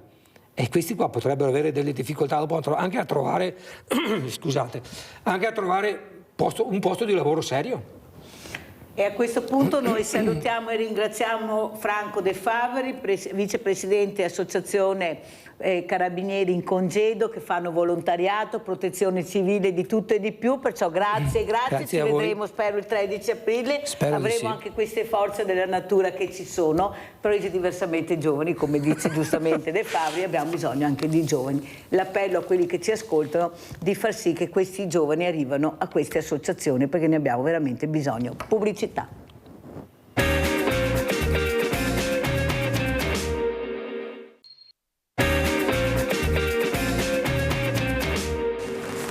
C'è molto anche di loro, di chi in questa comunità ci ha passato alcuni mesi della sua vita e ha lottato per la propria guarigione nella nuova struttura inaugurata dall'ULSS 4 vicino alla Casa delle Farfalle a Portogruaro. Reimparerò a vivere e sogna, scrivono in rosa acceso, piccole mani che i disturbi alimentari li hanno affrontati e in molti casi vinti. 377 gli utenti pazienti nel solo 2023 che adesso avranno a disposizione un nuovo edificio più luminoso e colorato. Avevamo già una comunità con 9 posti, adesso va a 12 e quindi una gamma più ampia di offerta per gli utenti che purtroppo sono in aumento e che completa peraltro un sistema di offerta che è l'unico in Italia gestito dal pubblico, che vede un'altra comunità oltre a questa che è per minori, una per adulti, il centro diurno, l'attività chiaramente ambulatoriale e inoltre nella fase più acuta per pazienti con problematiche importanti. Una comunità integrata nel territorio e nel vicino ospedale di Portogruaro, accanto a cui continuerà a operare il centro diurno con l'obiettivo di arrivare a breve alla realizzazione anche di un'area di pronta accoglienza. Sempre più giovani pazienti, l'età media è 13 anni, ma gli esordi talvolta sono addirittura prima. Noi 25 anni fa abbiamo iniziato a gestire adulti, adesso gestiamo bambini essenzialmente, letteralmente. Quindi ovviamente cambiano i modelli di cura, cambiano i modelli di riferimento, cambia anche l'analisi delle cause, perché è chiaro che un esordio a 30 anni non è la stessa cosa di un esordio a 10-12 anni, che è quello che vediamo attualmente. Cambiano le necessità terapeutiche e i modelli che noi dobbiamo in qualche modo declinare per curare questa utenza. Più la cura è precoce, più le possibilità di guarire sono alte. Questa struttura nuova ci permetterà di declinare trattamenti molto più complessi per più utenza e ovviamente sono trattamenti molto individualizzati che vanno dalla nutrizione, spesso ahimè anche col sondino nasogastrico nelle prime fasi, fino alla riscolarizzazione, fino a tutte le attività che non sono puramente tecniche ma che sono attività occupazionali di tempo libero, perché i bambini e i preadolescenti hanno bisogno di tutto questo accanto alle cure. E vi presento subito Stefano Bertomoro, Presidente Coordinamento Nazionale Disturbi Alimentari. Grazie veramente, buongiorno. Presidente, grazie, di essere qui. E saluto anche Riccardo Mortandello, Sindaco di Montegrotto Terme. Grazie Mortandello, buona giornata. Ciao grazie. Riccardo. Buongiorno Ciao, Mirella, vi conoscete, grazie. Mi fa anche piacere, veramente piacere. Buongiorno. Lui di una famiglia nobile famiglia del nobile, nostro senti paese. Che belle parole. Allora, Presidente Bertomoro, cosa sta succedendo? Questi numeri che abbiamo sentito sono numeri veramente che fanno riflettere. Prego. Io mi presento solo, ho piacere subito a presentarmi in maniera corretta. Io sono un genitore che 12 anni fa aveva la figlia che stava per morire. Siamo riusciti a salvarla proprio per i capelli, quei pochi rimasti, e ho deciso di restituire l'aiuto che ho ricevuto. Quindi sono 12 anni che lavoro, sono presidente della Fenice, che è una struttura di un'associazione di familiari nata nel 2006 per sostenere proprio quella struttura che abbiamo visto adesso al filmato, e sono presidente del Coordinamento Nazionale Disturbi Alimentari, che raccoglie 20 associazioni in tutta Italia, col quale noi lavoriamo praticamente a passo col Ministero della Salute e l'Istituto Superiore di Sanità, tant'è che venerdì probabilmente andiamo dal Ministro a parlare un po' di queste problematiche, ma noi siamo perennemente in contatto perché... Diciamo anche il nome del Ministro, perché siamo sempre il Ministro, ecco, Schillaci. Sì, ma a me non interessava parlare del Ministro, mi interessava parlare intanto della realtà, soprattutto allora del Veneto. Nel Veneto siamo considerati una regione leader, anche se abbiamo parecchie mancanze. Pensate a voi cosa c'è nelle altre regioni d'Italia, perché noi abbiamo associazioni da Bari, da Milano, da Napoli, eccetera. Il problema grosso è l'isolamento di questi ragazzi e i danni tremendi che fa il telefonino, i computer, eccetera. Proprio sabato eravamo a Belluno a un convegno dove c'era Stefano Vicari del Bambin Gesù di Roma, che è un illustre professore che parlava proprio dell'isolamento degli adolescenti. Noi come associazioni cerchiamo di sostenere i familiari, perché quando arriva questa malattia terrificante che porta alla morte, il secondo caso di morte degli adolescenti dopo gli incidenti stradali, e scoppia una bomba atomica, praticamente la famiglia viene disintegrata, distrutta, tu non sai come fare, perché quando... Perché hanno iniziato sua figlia ad a avere 12 anni, ma la cosa incredibile, lei che era ragazza la migliore della classe, giocava a tennis, felice, e A giugno, luglio, agosto ha perso 15 kg. In 3 mesi. Una cosa allucinante. E cosa succede? I familiari cominciano ad andare alla ricerca delle colpe. Colpe e la ricerca di dove andare. Ecco, noi associazioni, anche qua nel Veneto, che siamo Vicenza, Verona, Belluno, siamo un po' dappertutto, coordiniamo questa risposta, perché le famiglie hanno bisogno di risposte, perché anch'io come prima cosa sono andato da una dietista che mi ha dato una dieta che ha anche peggiorato, ma la dietista non sapeva la situazione. E poi soprattutto noi lavoriamo sulla prevenzione nelle scuole e con i medici di base e i pediatri di libera scelta. Scusi, perché è molto importante le parole che lei sta dicendo.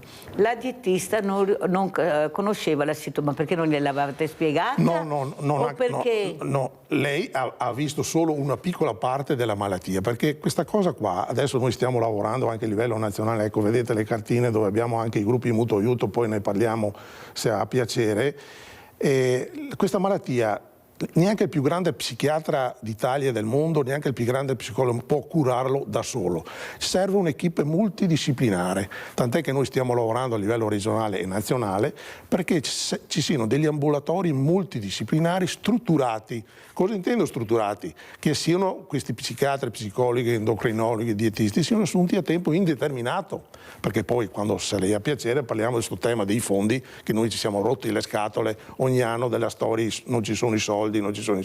Allora abbiamo deciso di ribaltare la questione. Diciamo, noi vogliamo questo qua, i fondi ve li trovate voi, dite voi, perché noi dobbiamo salvare queste ragazze qua, perché queste muoiono. Allora sentiamo anche il sindaco Mortandello, Riccardo Mortandello, sindaco di Montegrotto Terme. Sindaco, anche perché poi voi sindaci avete in mano la patata bollente della salute dei vostri cittadini, con fondi pochissimi, con una coperta cortissima, e abbiamo sentito questo genitore, questo presidente, l'urgenza di investire anche su queste cose, perché non è possibile che si trovano sempre i fondi per qualcuno quando vuole, cosa vuole, ma per tutto il resto non ce ne sono mai. Ecco, diciamola così non facciamo del male a nessuno. Prego, sindaco Mortandello.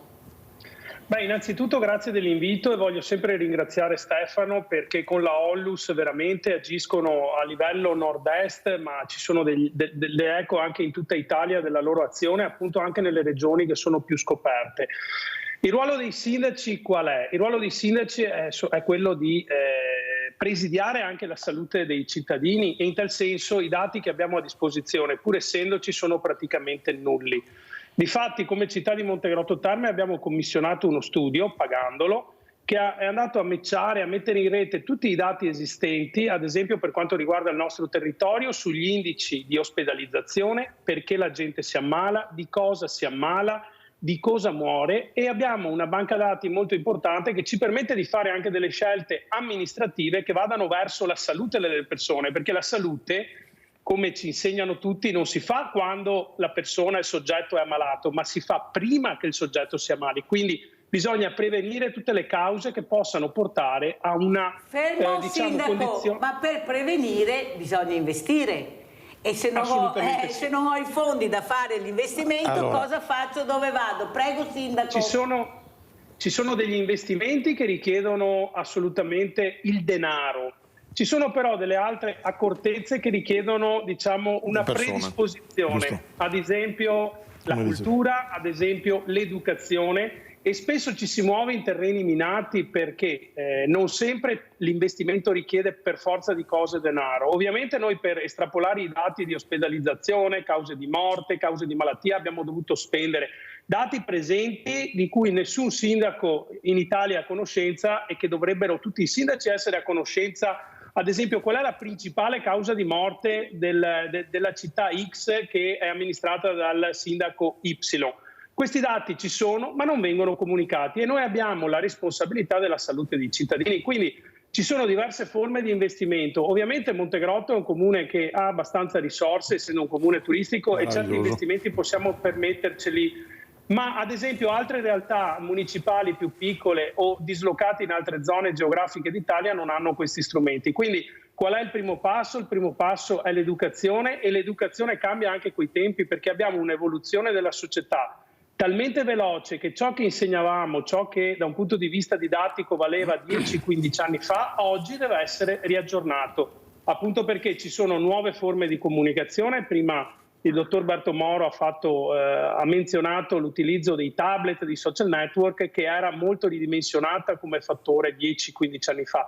Quindi serve un aggiornamento costante e per essere aggiornati serve anche investire risorse. Questo non per forza di cose deve farlo semplicemente un'amministrazione comunale, ma dal mio punto di vista dovrebbero farlo le regioni e soprattutto lo Stato dovrebbe prevedere, a seconda dei dati presenti sul territorio, delle direttrici dove investire. Il 15 marzo è la giornata, diciamo, dove si pone l'accento sui disturbi alimentari. E anche noi come amministrazione, io sulle giornate, diciamo, quelle un po' simboliche, ho delle ritrosie, perché di questo tema bisognerebbe parlarne 365 giorni all'anno. È quello che dico sempre Il fiocchetto lilla, che è il 15 di marzo, è comunque bene ribadire un'attenzione rispetto ai disturbi alimentari che, ripeto, sono in forte ascesa e coinvolgono i cittadini in fasce d'età sempre minori. Quindi paradossalmente abbiamo più potere di iniziare a far crescere dei ragazzini, degli adolescenti in maniera corretta, perché ad esempio era più problematico prendere questa causa di malattia sui 30, 35, 40 anni. Quindi paradossalmente possono esserci dei punti di forza rispetto ai quali però il sistema educativo è la prima fonte di investimento. Mi scusi, ma anch'io sono dell'idea, Sindaco Mortandello, che se ne parla veramente poco. Ecco, Io penso invece che in questa trasmissione cerco di dare spazio anche a queste associazioni così importanti e che stanno cercando di far capire che bisogna cambiare il registro, rovesciare le cose. Prego, Presidente. Ecco, un qualche dato intanto per contestualizzare il tema.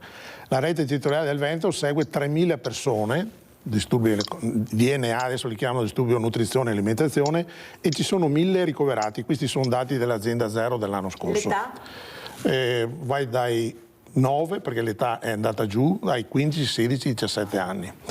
Però giustamente, come diceva Riccardo, il tema che noi, siccome noi facciamo parte del tavolo del Ministero della Salute che monitorizza anche la spesa di questi fondi, secondo me non è solo questione di soldi, ma è questione di persone, perché voi dovete pensare che l'anno scorso sono stati investiti dei soldi, ci sono regioni che li hanno spesi tutti e regioni che non voglio fare il nome ma hanno speso 30-40 mila euro su 2 milioni di euro che sono stati investiti.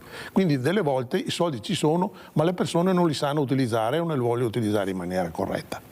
Però veniamo al dunque, noi crediamo molto nell'aiuto alle famiglie e quindi noi abbiamo attivato nel Veneto e in tutta Italia dei gruppi di automutuo aiuto. Cosa sono questi gruppi di automutuo aiuto? Sono dei gruppi dove vanno solo i familiari di questi ragazzi ammalati di anoressia e bulimia.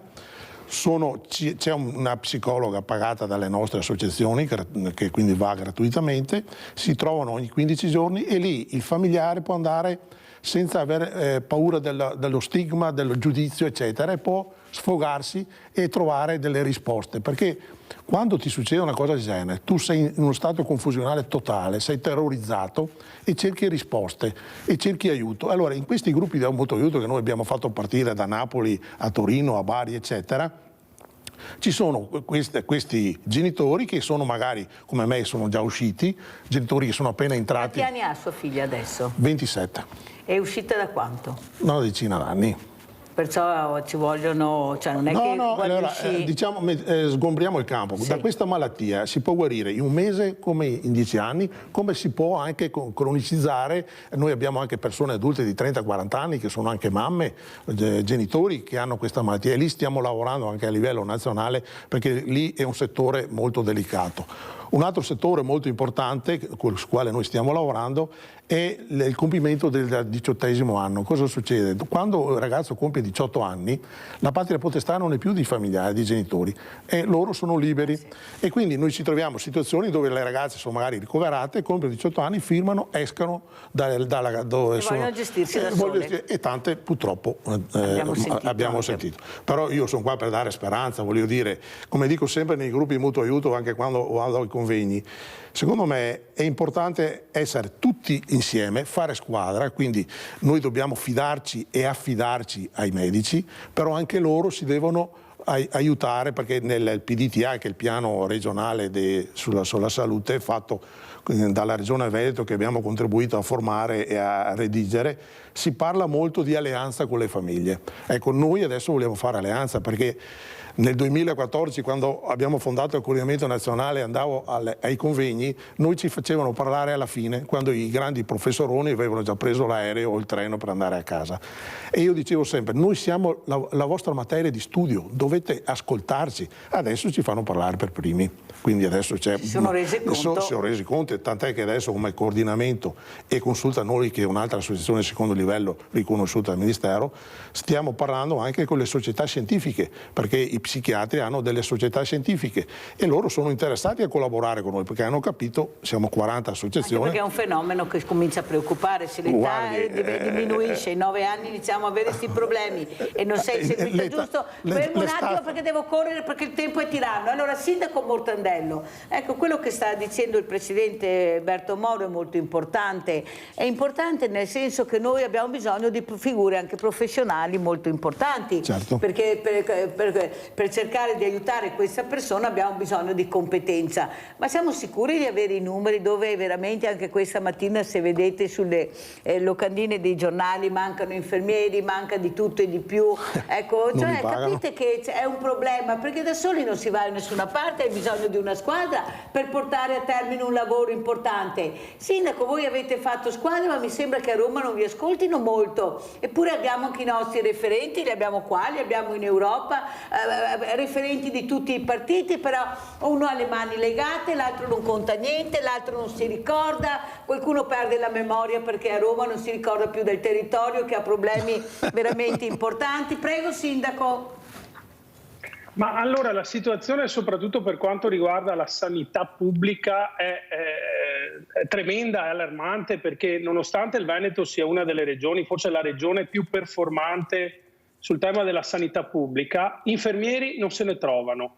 I professionisti vengono pagati in maniera maggiore tramite i privati, tramite le cooperative. Lo Stato non sta facendo lo Stato, non c'è coordinamento tra le regioni, ce l'ha detto prima Bertomoro che alcune regioni spendono le risorse, altre non le spendono, finalizzate a determinati obiettivi.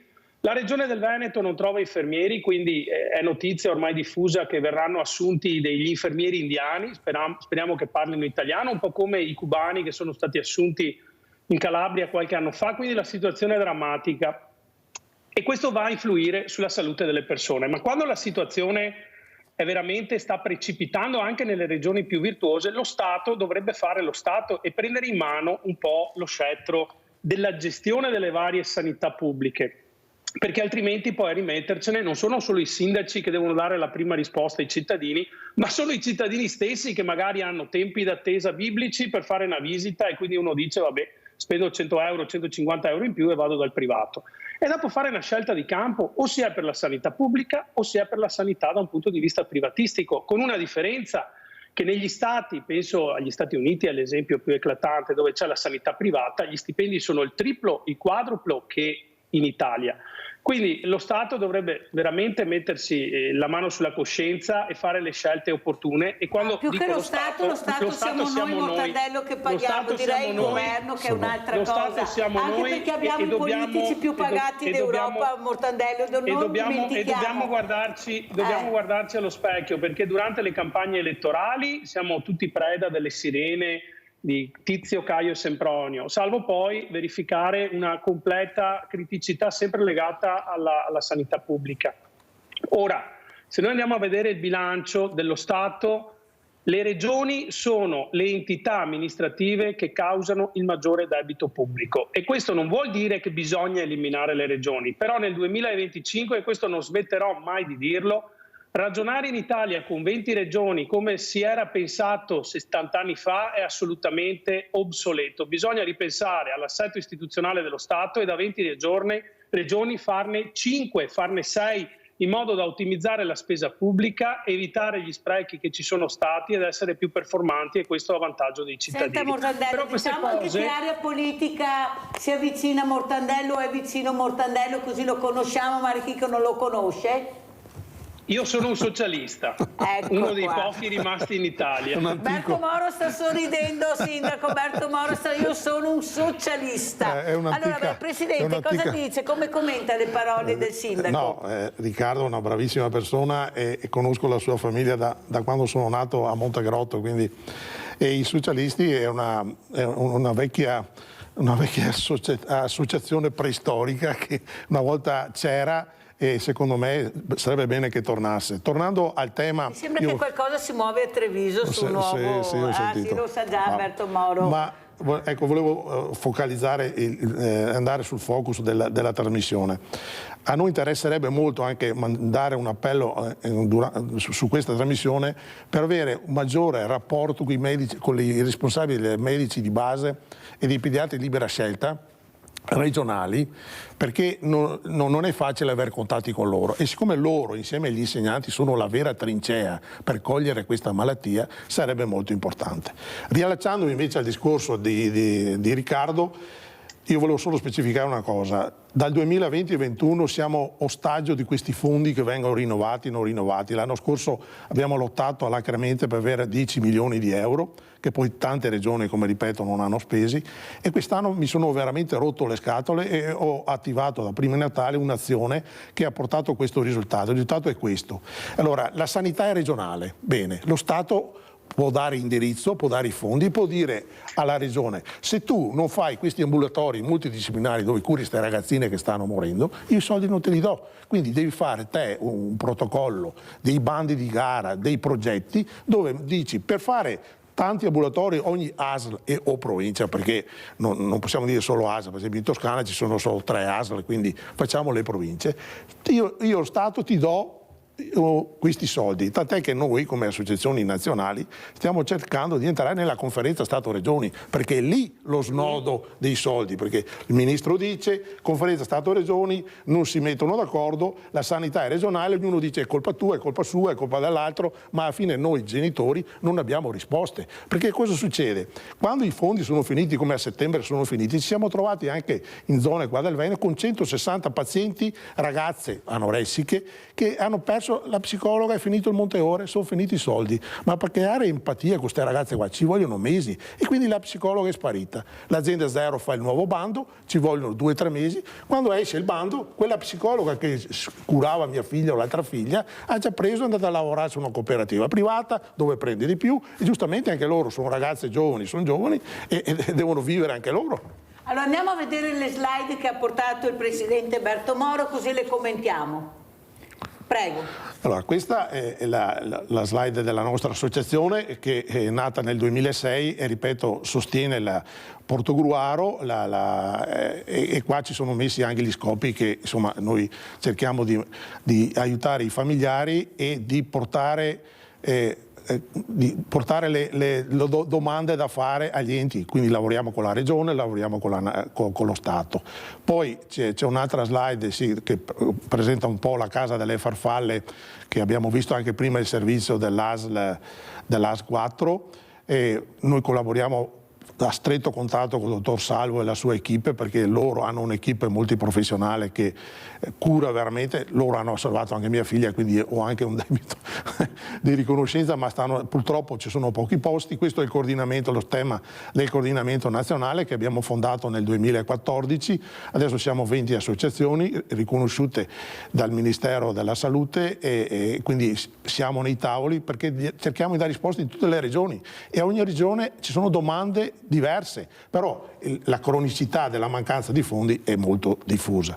Poi un'altra slide, ecco, questi sono i gruppi di automutuo aiuto che parlavo che ci sono nel Veneto e della nostra associazione. Poi ci deve essere un'altra slide, queste invece sono le associazioni come la nostra che ci sono nel Veneto, Verona, Vicenza, Belluno, Treviso, Padova e in altre città.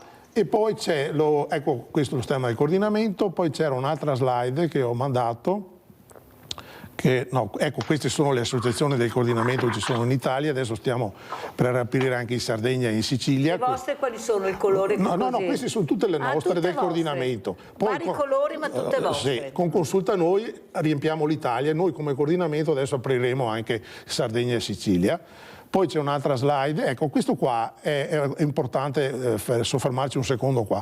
Questo è un libretto, noi abbiamo un comitato scientifico composto da illustri psichiatri, da Giovanni Battadaga di Torino, professore universitario, Stefano Vicari del Bambì Gesù, Pierandrea Salvo di Portogruaro, Walter Milano di Napoli. Un comitato scientifico ha preparato questo libretto che noi abbiamo fatto validare dal Ministero della Salute e a disposizione di chi lo vuole. Se chiedono anche a voi, noi ve lo mandiamo in PDF da poter inviare via mail.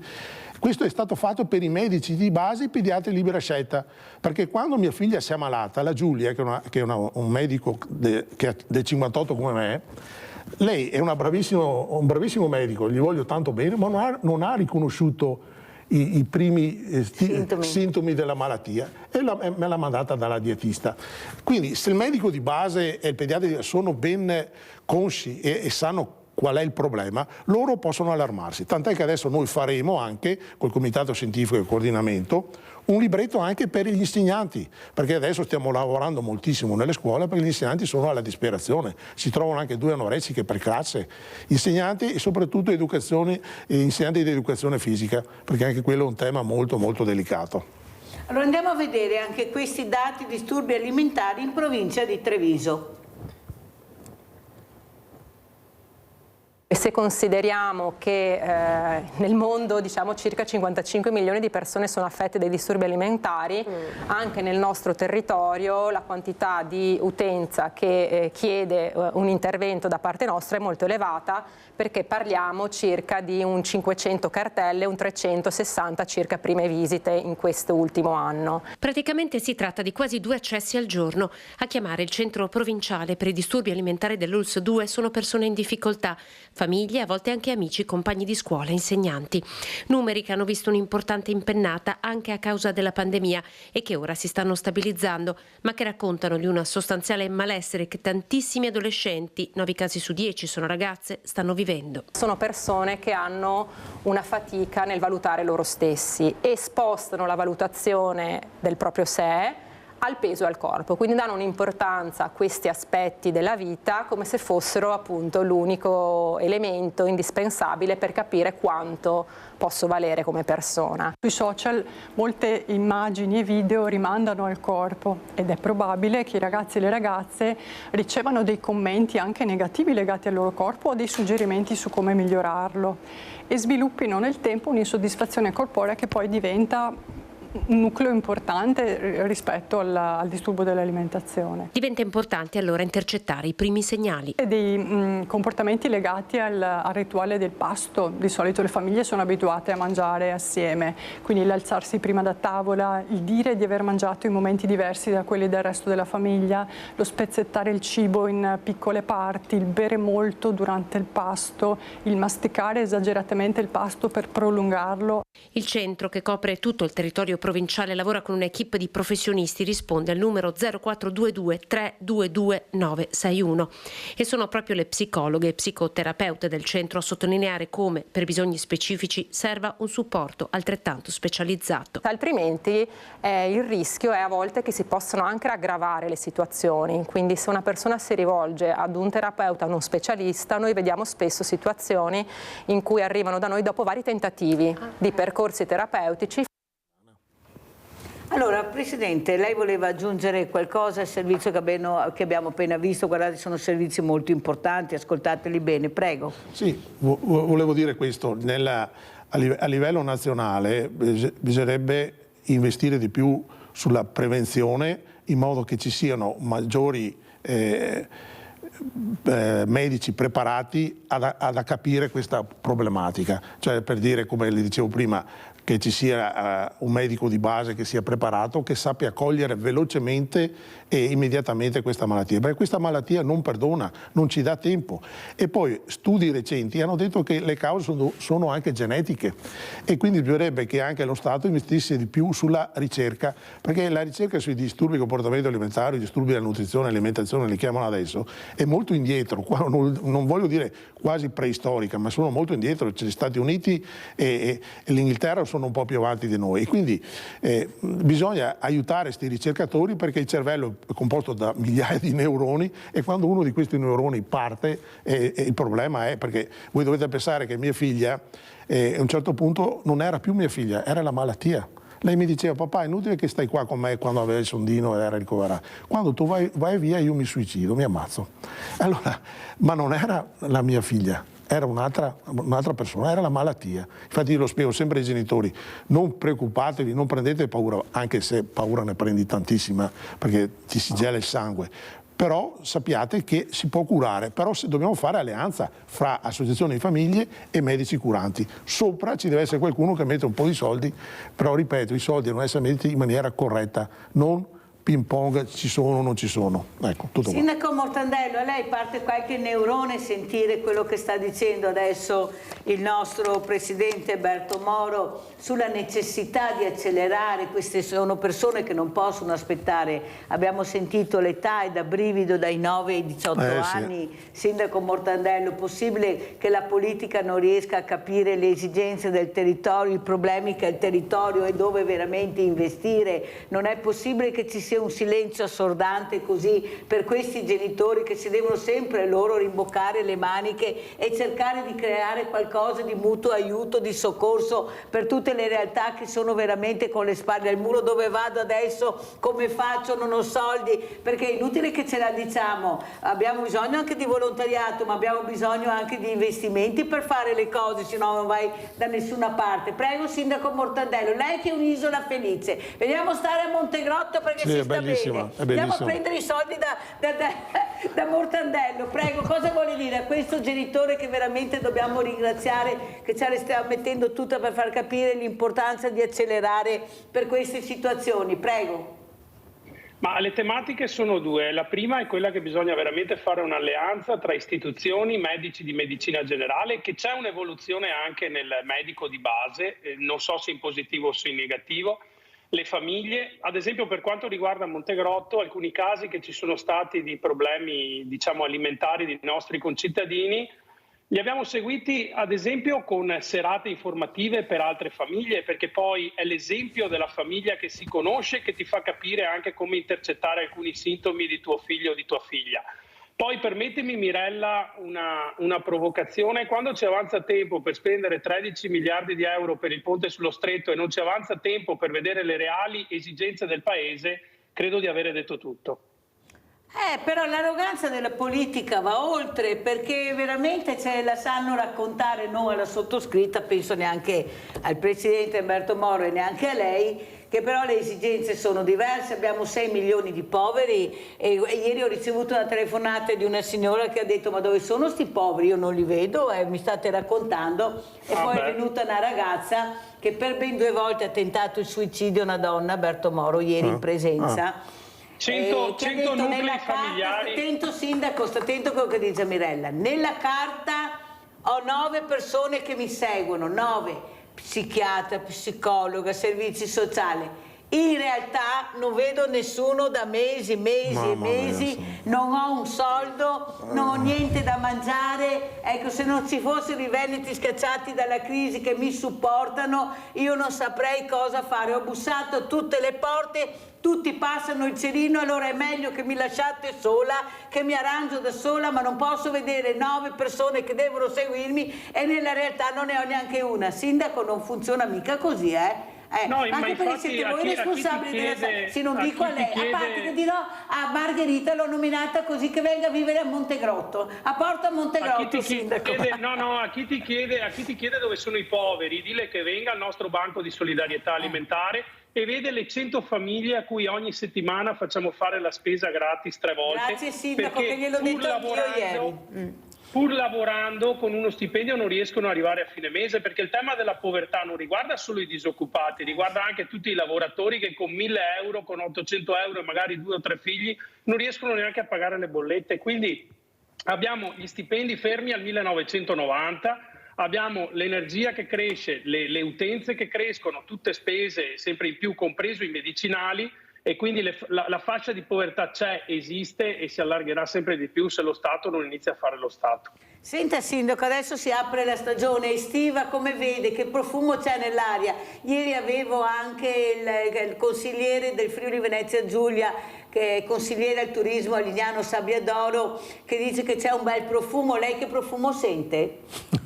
Ma allora io sento tanta positività, a maggior ragione che abbiamo tantissimi investitori che sono arrivati a rilevare alcune strutture storiche del paese che purtroppo 10-15 anni fa sono fallite, e quindi c'è molto fermento imprenditoriale. Ovviamente noi stiamo ristrutturando da un punto di vista urbanistico, rigenerando la città che era un po' ferma, e quindi sento positività. Però ad esempio un altro grande tema è che le nostre strutture alberghiere non trovano lavoratori, perché i lavoratori preferiscono fondamentalmente andare all'estero dove sono pagati di più, e anche questo è un grandissimo problema, perché la ricchezza arriva, poi però non riusciamo a incanalarla bene e redistribuirla in maniera utile su tutto il territorio. Quindi i segnali positivi ci sono tutti, bisognerebbe fare ad esempio una revisione dei contratti collettivi a livello nazionale per i lavoratori del settore termoalberghiero che sono fermi a cifre che non vi dico, 1.087 euro al mese. Avete sentito cosa ha detto? Sindaco, un'altra cosa importante, ma il problema dell'immigrazione, questa immigrazione che arriva, ma che veramente non riusciamo ancora a capire come gestirla, perché non saranno mica tutte persone che non hanno voglia di lavorare, che non sanno fare niente. Per carità, avranno anche strumenti diversi che giustamente non hanno i nostri strumenti, ma io penso che la voglia di lavorare ci sia, e penso che per fare per le pulizie, per raccogliere nei campi, per seminare, cioè non è che ci voglia una laurea, però ci vogliono i cartellini di vari colori, e finché non arrivi al cartellino col colore giusto ti tengo là fermo, e passano mesi e mesi. Lei come sindaco cosa vorrebbe dire? Ma dove la troviamo sta forza lavoro, che non abbiamo più giovani, abbiamo una denatalità impressionante e abbiamo i diversamente giovani senza servizi, senza niente, ma vogliamo capire che non le abbiamo più noi queste forze e dobbiamo aprirci invece che chiuderci? Ma è possibile che vediamo solo delinquenti in giro? Prego Sindaco.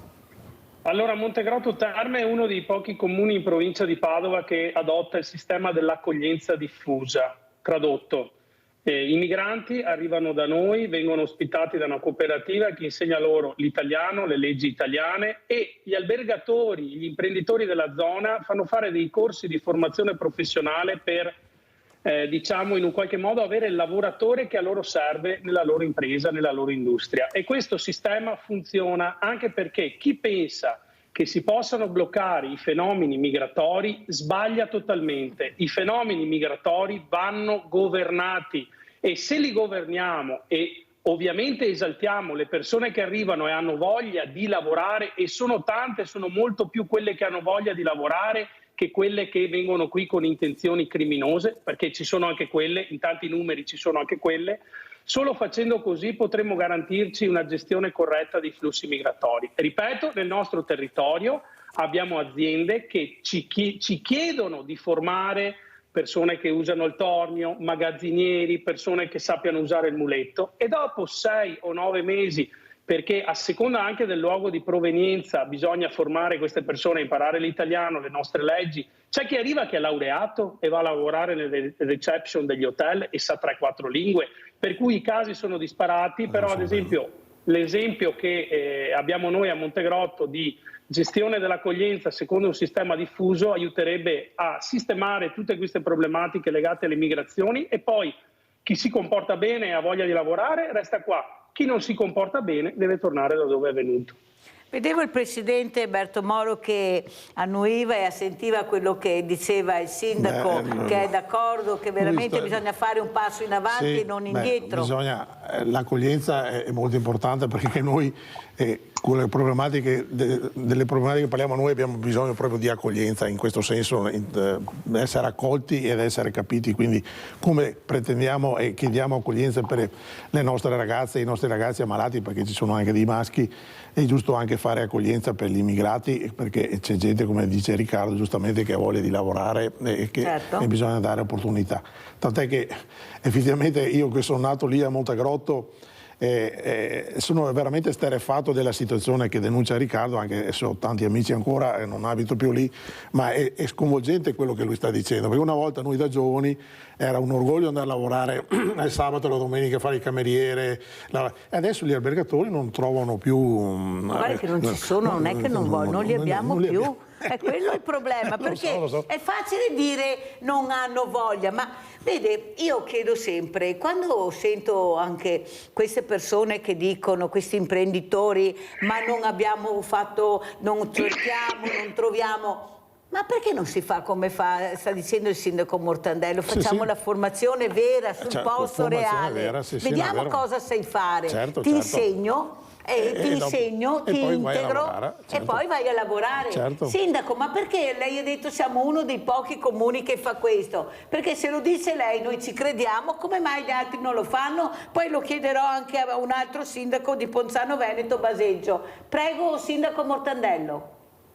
Perché c'è il diktat di alcune segreterie di partito che non bisogna favorire l'accoglienza diffusa. Quindi non favorendo l'accoglienza diffusa si alimentano i CAS, i cosiddetti centri di accoglienza straordinaria, dove i profughi arrivano, stanno lì per mesi senza fare assolutamente niente e questo genera problemi di tensione civile.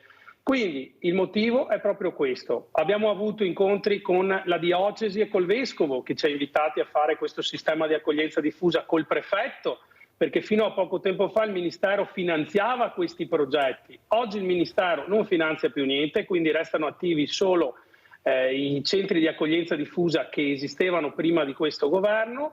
Addirittura hanno tagliato dei fondi, ad esempio per quanto riguarda far imparare la lingua italiana, ma fortunatamente noi con dei volontari riusciamo a mantenere questa cosa, anche perché è impossibile accogliere le persone senza che loro imparino la nostra lingua, perché sono loro che devono imparare la nostra lingua e le nostre leggi, non viceversa. E quindi c'è un sistema proprio politico che si vuole sfavorire l'accoglienza diffusa, che ripeto è l'unico strumento per governare i fenomeni migratori, perché non esiste la chiusura dei porti, non esiste la chiusura della rotta balcanica, non esiste la costruzione di muri, che tanto si pensava addirittura verso Trieste di costruire un muro. Quindi l'unica, nella completa solitudine, perché anche in questo l'Europa ci sta lasciando soli, è di governare un fenomeno. E poi posso dirvi una cosa: i migranti quando arrivano, quando gli insegniamo le nostre regole, la nostra lingua, facciamo corsi di formazione professionale, restano in Italia qualche mese e poi prendono e vanno o in Francia o in Germania per il semplice motivo che lì li pagano di più. Ma forse anche diremo che molti si fermano anche qui, che quando sono integrati si aprono anche attività. Ecco, non dimentichiamo che abbiamo anche questi immigrati che una volta integrati nella maniera giusta hanno aperto delle attività e sono persone tranquillamente che si comportano benissimo. Vede Sindaco, lei ha detto una cosa importante che io dico quasi tutte le mattine: non vogliono integrare, non vogliono fare questo, perché il business è da un'altra parte. Non è su quello che sta dicendo lei, sto dicendo io, è tutta un'altra cosa quello che qualcuno vuole fare. E veramente le dico grazie per aver avuto il coraggio di dire quello che ha detto, perché è molto importante.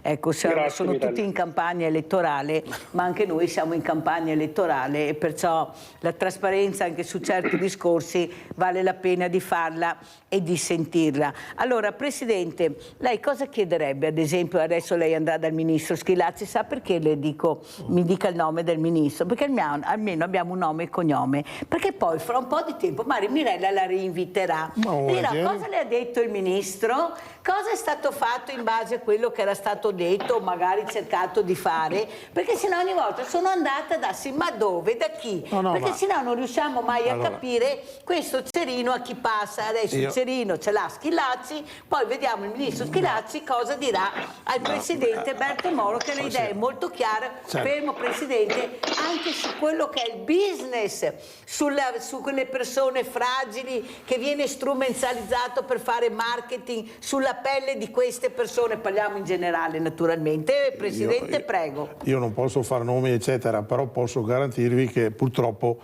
anche su queste malattie che sono mortali c'è un bel business e noi lo stiamo combattendo in tutte le maniere, con tutte le armi possibili. Ma a parte quello che diremo a Schillaci, che poi ve lo spiego, ritornando prima cosa sul Veneto, a noi interessa che ci siano questi ambulatori, perché io dico sempre, e come dice lei giustamente, parliamo anche di soldi, di economia. Una ragazza ricoverata in un centro per disturbi alimentari costa 230-250 euro al giorno. Poi questa ragazza al giorno. Questa ragazza viene curata, un mese, 2 mesi, 3 mesi, torna nei territori, a casa sua, poi deve aspettare un mese per avere un psicologo, un mese e mezzo per avere... Se lo trova. E se hai i soldi da pagarlo. No, ma anche io parlo di sanità pubblica, perché, perché se parliamo solo di pagare... Visto che non ci sono, vai nel familiari privato, che spendono anche 700-800 euro settimana, psichiatra, psicologo, dietista, robe allucinanti, si mangiano la casa. Ma voglio dire, è anche antieconomico non avere i servizi del territorio. Devo dire che noi con l'assessore Lazzarin lavoriamo abbastanza bene, perché ci ha sempre ascoltato, ci ha sempre ricevuto e abbiamo lavorato bene insieme. Tornando a livello nazionale, perché abbiamo lanciato questa idea degli ambulatori multidisciplinari strutturati? Perché dal 2020 al 2021 c'è questo ping pong fra la politica, e noi siamo la pallina che viene utilizzata ping pong, per dire i fondi non ci sono, mancano soldi, avete messo troppo di qua, troppo di là. Allora noi siamo familiari, noi non facciamo politica, noi vogliamo salvare le nostre figlie, i nostre figli che si ammalano anche a 8-9 anni, perché in pediatria sono ragazzine di 8-9 anni, e quindi noi diciamo cosa serve. Pensate voi cosa potete procurare, e noi vogliamo evitare, per quello vogliamo entrare nella conferenza Stato-Regioni, questo rimpallo tra lo Stato e la conferenza Stato-Regioni, perché dicono la sanità è regionale. Allora lo Stato dice: ma io ho dato i soldi, ma se non li spendono ne hanno spesi male. Allora siamo un po' stanchi di questa cosa qua, quindi vogliamo risposte più concrete.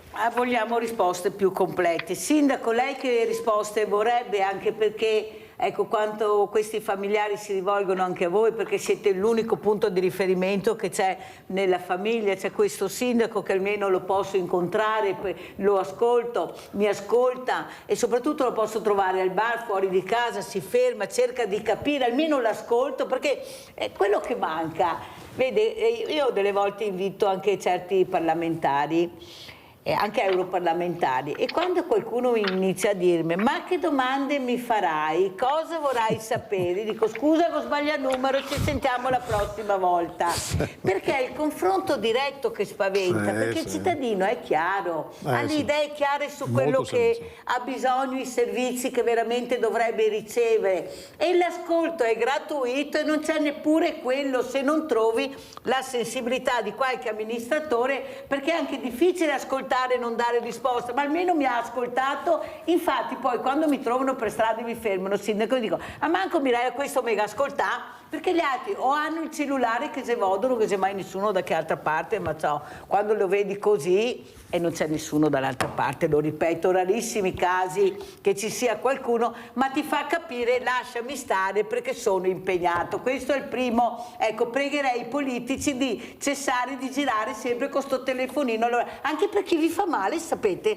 guardate che può crearvi dei problemi sto telefonino sempre al cellulare. Lei ce l'ha sempre il telefonino al cellulare, oppure a qualcos'altro all'orecchio, sindaco, che deve veramente dare risposta? Prego, sindaco. No, io tante volte mi prendo tante parole perché mi dicono: ti ho scritto un messaggio WhatsApp un'ora fa e non mi hai risposto, semplicemente perché ogni tanto guardo il cellulare, però non sono sempre attaccato al cellulare. No, quello che voglio dire, soprattutto a Stefano, che insomma è già San Pietrino, ma San Pietrino d'animo, è di utilizzare anche le amministrazioni comunali per raggiungere determinati obiettivi, perché quello che spaventa un po' le alte sfere è che quando si mobilitano 10, 15, 20, 50 amministrazioni comunali tendono ad ascoltarti un po' di più. Quello che posso fare io come città di Montegrotto Terme è quella di tenere le porte aperte. Abbiamo Villa Draghi, abbiamo la nuova pedana in Piazza Roma, per cui se dovesse esserci anche la volontà di organizzare qualche serata divulgativa, qualche concerto di beneficenza, porte veramente aperte, perché c'è bisogno di parlare della se non mi cade la linea. Abbiamo Pierina da Bagnoli. Ciao Pierina. Pierina? Sì, pronto? Prego, Pronto, prego Pierina. Perché vedevo che parlavano e allora... No, tranquilla Pierina. Sì, ascoltami Mirella, parlano della crisi dei veneti schiacciati. Vanno in piazza a fare qualsiasi disastro per questo, per quello, che ogni manifestazione c'è un disastro, che bisognerebbe che Landini si assumesse la responsabilità di quello che succede, di pagare di tasca sua, e allora starebbe più attento chi va alla manifestazione, prima cosa. Seconda cosa, non ho mai visto che vada a fare una manifestazione per le piccole pensioni, Mirella. Non l'ho mai visto, mai. È una cosa che è orrenda. Adesso con questi extracomunitari che vengono avvallate, che dicono che servono per lavoro, che non è vero, perché vanno davanti ai riflettori a dire a me serve 50 persone e non le trovo. No, vanno in un centro d'accoglienza o vanno in piazza Padova o Milano dove sono tutti questi vandali e li portano a lavorare, li pagano, li mettono in regola. Il sindacato deve interessarsi di queste cose, che siano pagati bene, devono andare sul luogo, i sindacati devono mandare e guardare le piccole pensioni che non ce la facciamo più. Non ce la facciamo più. Adesso chiedono il risarcimento anche. E che dobbiamo pagare ancora noi. Dobbiamo pagare ancora noi. Io ho lavorato 30 anni, Mirella, alla terra. 30 anni. E ci danno uno schifo di pensione sempre data. Uno schifo. Ma perché non fanno una manifestazione per queste pensioni? Parlano sempre di bonus, che ci sono persone, Mirella, qui nel paesetto, saranno una trentina che percepiscono il bonus e vanno a lavorare in nero, perché loro nell'ISE risulta che non prendono niente. È una cosa vergognosa, solo in Italia è così. Solo in Italia c'è questa schifezza, solo in Italia. Quali paesi a rischio, paesi pericolosi? L'Italia è diventata pericolosa. Grazie Pierina. Allora faccio vedere anche, prima di rispondere a Pierina, col sindaco andiamo a vedere questo bonus facciate Guardia di Finanza. Vicenza.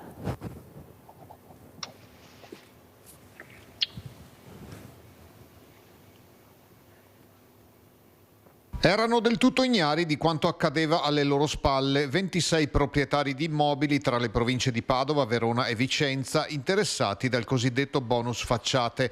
I lavori di recupero o restauro degli esterni sostenuti dal decreto rilancio del 2020 non erano in realtà mai stati eseguiti ed erano rimasti solo sulla carta. La frode, scoperta dal Comando Provinciale delle Fiamme Gialle di Vicenza in coordinamento con l'autorità giudiziaria di Verona, ammonta a oltre 4.650.000 euro. La cifra in beni e denaro è stata sequestrata a 2 imprenditori scaligeri titolari di 3 imprese edilizie. Secondo il giudice per le indagini preliminari del Tribunale di Verona, i reati commessi sarebbero indebita percezione di erogazioni pubbliche, tentata truffa a danno dello Stato, truffa aggravata per il conseguimento di erogazioni pubbliche e autoriciclaggio. Le indagini riguardano illeciti messi in atto tra il 2021 e il 2022. I 2 indagati, tramite il meccanismo del cosiddetto sconto in fattura, avrebbero generato e ceduto crediti d'imposta falsi, dichiarando interventi edilizi mai effettuati. Già ad agosto 2023 era stata attivata la procedura per sospendere la compensazione di crediti per 450.000 euro da parte di una delle società coinvolte. I proprietari degli immobili, nella maggior parte dei casi, non avevano commissionato i lavori né firmato i relativi contratti d'appalto. Solo in un caso il cantiere ha eseguito una parziale ristrutturazione. I 2 indagati avrebbero inoltre utilizzato in modo indebito alcuni dati di cui erano venuti in possesso, in particolare quelli relativi agli edifici e ai proprietari. Una parte dei crediti generati, circa $500.000, era stato reimpiegato in modo illecito nelle attività imprenditoriali riconducibili ai 2 imprenditori sotto indagine. È l'ennesimo caso di abuso e frode a ormai 5 anni da un provvedimento che avrebbe dovuto rilanciare l'economia e la ripresa post-pandemia. Allora, Sindaco Mortandello, come commenta questo servizio e la telefonata di Pierina, che giustamente Berto Moro diceva Pierina è arrabbiata, ha anche ragione, poveretta, però questi poi sono i messaggi che arrivano, come dice lei, perché qualcuno dall'alto ha deciso che così funziona per prendere i voti delle persone impaurite. Punto. Prego Mortandello. Allora io dico che in Italia abbiamo un'abilità di rovinare degli strumenti che potrebbero essere utili. Il bonus facciate poteva essere utile, ma abbiamo visto che è stato più, interpretato per creare debito e non per rilanciare l'economia. Poi aggiungo un'altra cosa che secondo me era utilissima, il reddito di cittadinanza. L'abbiamo applicato, anziché come fanno in altri stati stranieri, penso alla Germania, all'italiana. E quindi abbiamo avuto persone che ricevevano queste risorse e poi andavano a lavorare in nero semplicemente per il fatto che non c'erano controlli. Quindi abbiamo questa grande abilità di avere degli strumenti che nascono positivi, perché dare un reddito di cittadinanza a chi non può lavorare, a chi non è nelle condizioni, mi sembra doveroso da parte di uno Stato serio, e abbiamo fatto in modo che lo prendessero anche gente che magari portava questi soldi in Romania, ne abbiamo sentite di tutti i colori. Quindi il grande tema è utilizzare degli strumenti per fare in modo che i poveri non restino nella miseria più assoluta. E sul tema delle pensioni, ogni governo che passa aumenta di un anno l'età pensionabile, e io ricordo sempre mia nonna, che adesso è mancata, che ha 90 anni, lei ha fatto la casalinga e la sarta tutta la vita, prendeva una pensione di poco meno di 100 euro al mese. Ditemi voi come una persona può vivere con 100 euro al mese, avendo magari pagato qualche marchetta all'epoca, però si sa che le generazioni prima, ad esempio della mia, avevano dei regimi anche fiscali legati al reddito molto diversi, molto poco c'era il turno che pagava i contributi, che è più facile, sindaco. Bravissima. Perché bisogna anche dire le cose come stanno, perché sono diventati anche ricchi grazie al lavoro di queste persone che lavoravano perché non avevano altra scelta. Voglio dire le cose come stanno. Tanto è vero che io adesso, per rispondere anche al nostro presidente Berto Moro per le esigenze che abbiamo, agli imprenditori dico sempre, a quelli veramente famosi, qualche Picasso in meno e qualche yacht in meno, o qualche palazzo in meno e qualche un investimento in più per la società non farebbe proprio male. Prego, allora grazie Mortandello, sentiamo come ci saluta il nostro presidente Stefano Bertomoro. Ringrazio Mirella dell'accoglienza e della possibilità che mi ha dato di portare questa causa molto delicata, molto importante alla voce e alla visione dei veneti. Dico solo che ci vorrebbe anche qualche imprenditore illuminato che decidesse di dare una mano a queste associazioni, perché noi viviamo solo di volontariato, e quindi qualche fondazione ci ha dato una mano, ma se qualcun altro volesse darci una mano, noi questi investimenti li diamo per pagare le psicologhe che aiutano queste famiglie, e cerchiamo di fare prevenzione nelle scuole, e quindi insomma c'è bisogno, perché noi viviamo solo di offerte. Io vi ringrazio perché è stata un'occasione importante per portare alla luce un problema che non è solo sorto con la pandemia, perché si parla del 40%, ma sono 40% che sono andati a rivolgersi alle strutture sanitarie, ma in realtà il problema è molto molto più grave, e i ragazzi bisogna aiutarli, dobbiamo riprendere a fare i genitori e dire qualche no ogni tanto, perché un no dà un confine ma dà anche una protezione, secondo me. Grazie a Stefano Bertomoro, presidente coordinamento nazionale disturbi alimentari, è stato con noi. Grazie a Riccardo Mortandello, sindaco di Montegrotto Terme, Padova, che è stato con noi. Grazie a voi.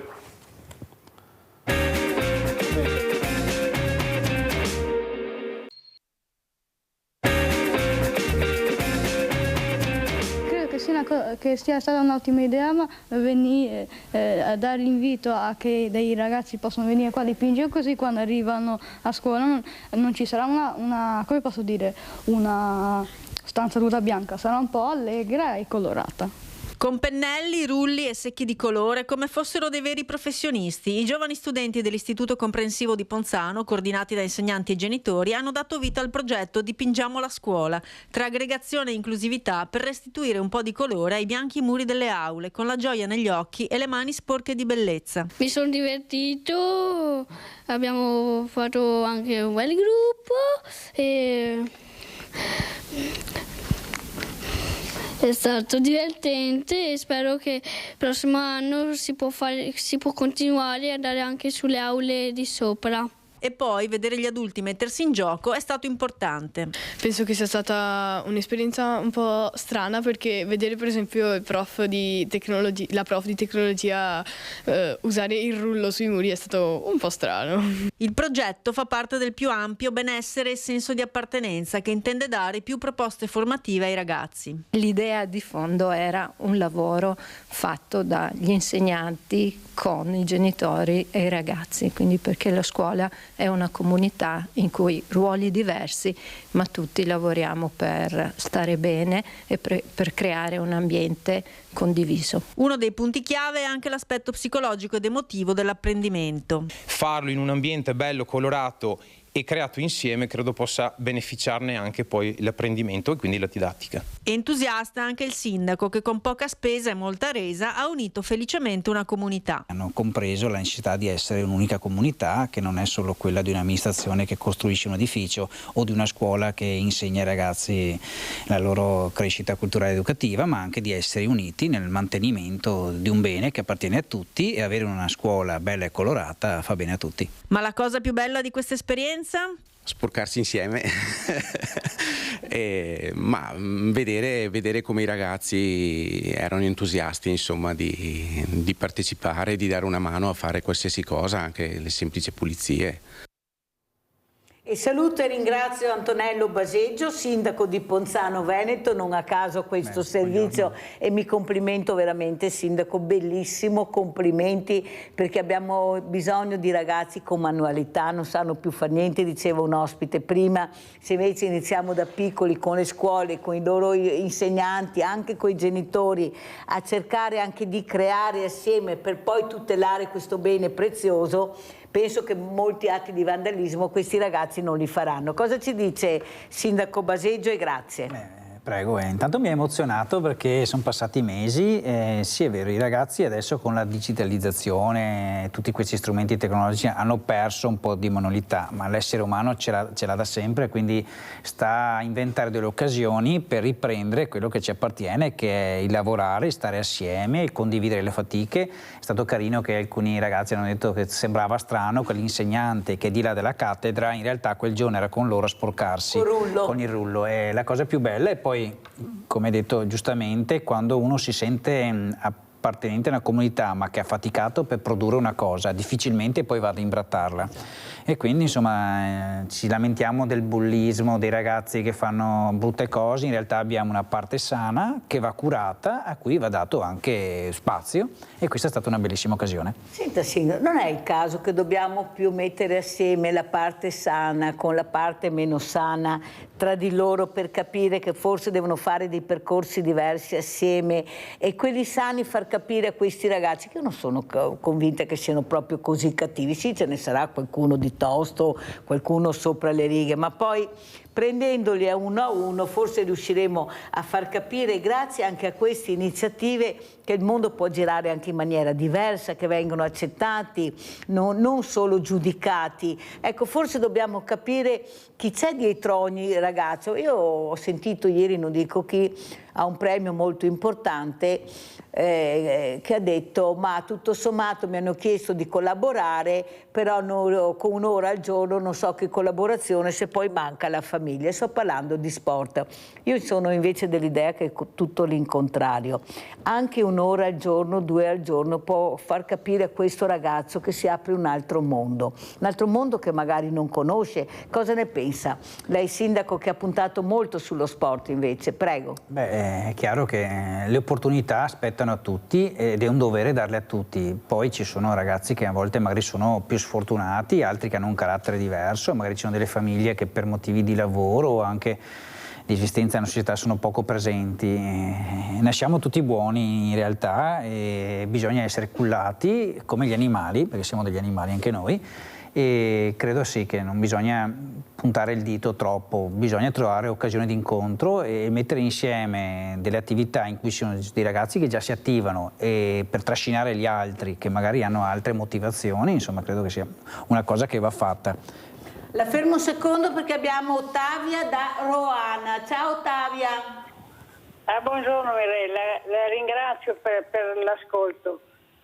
Sono la Ottavia da Roana. Volevo solo fare un reclamo a Elettra, perché quella è una roba che non va bene. Avevamo l'umido, l'avevo fuori qua nella mia porta, ho 90 anni. Adesso, prima ho telefonato e mi hanno detto che sì, li mettevano quelli nuovi. Mio figlio ha telefonato ieri, ha detto no, li abbiamo levati tutti.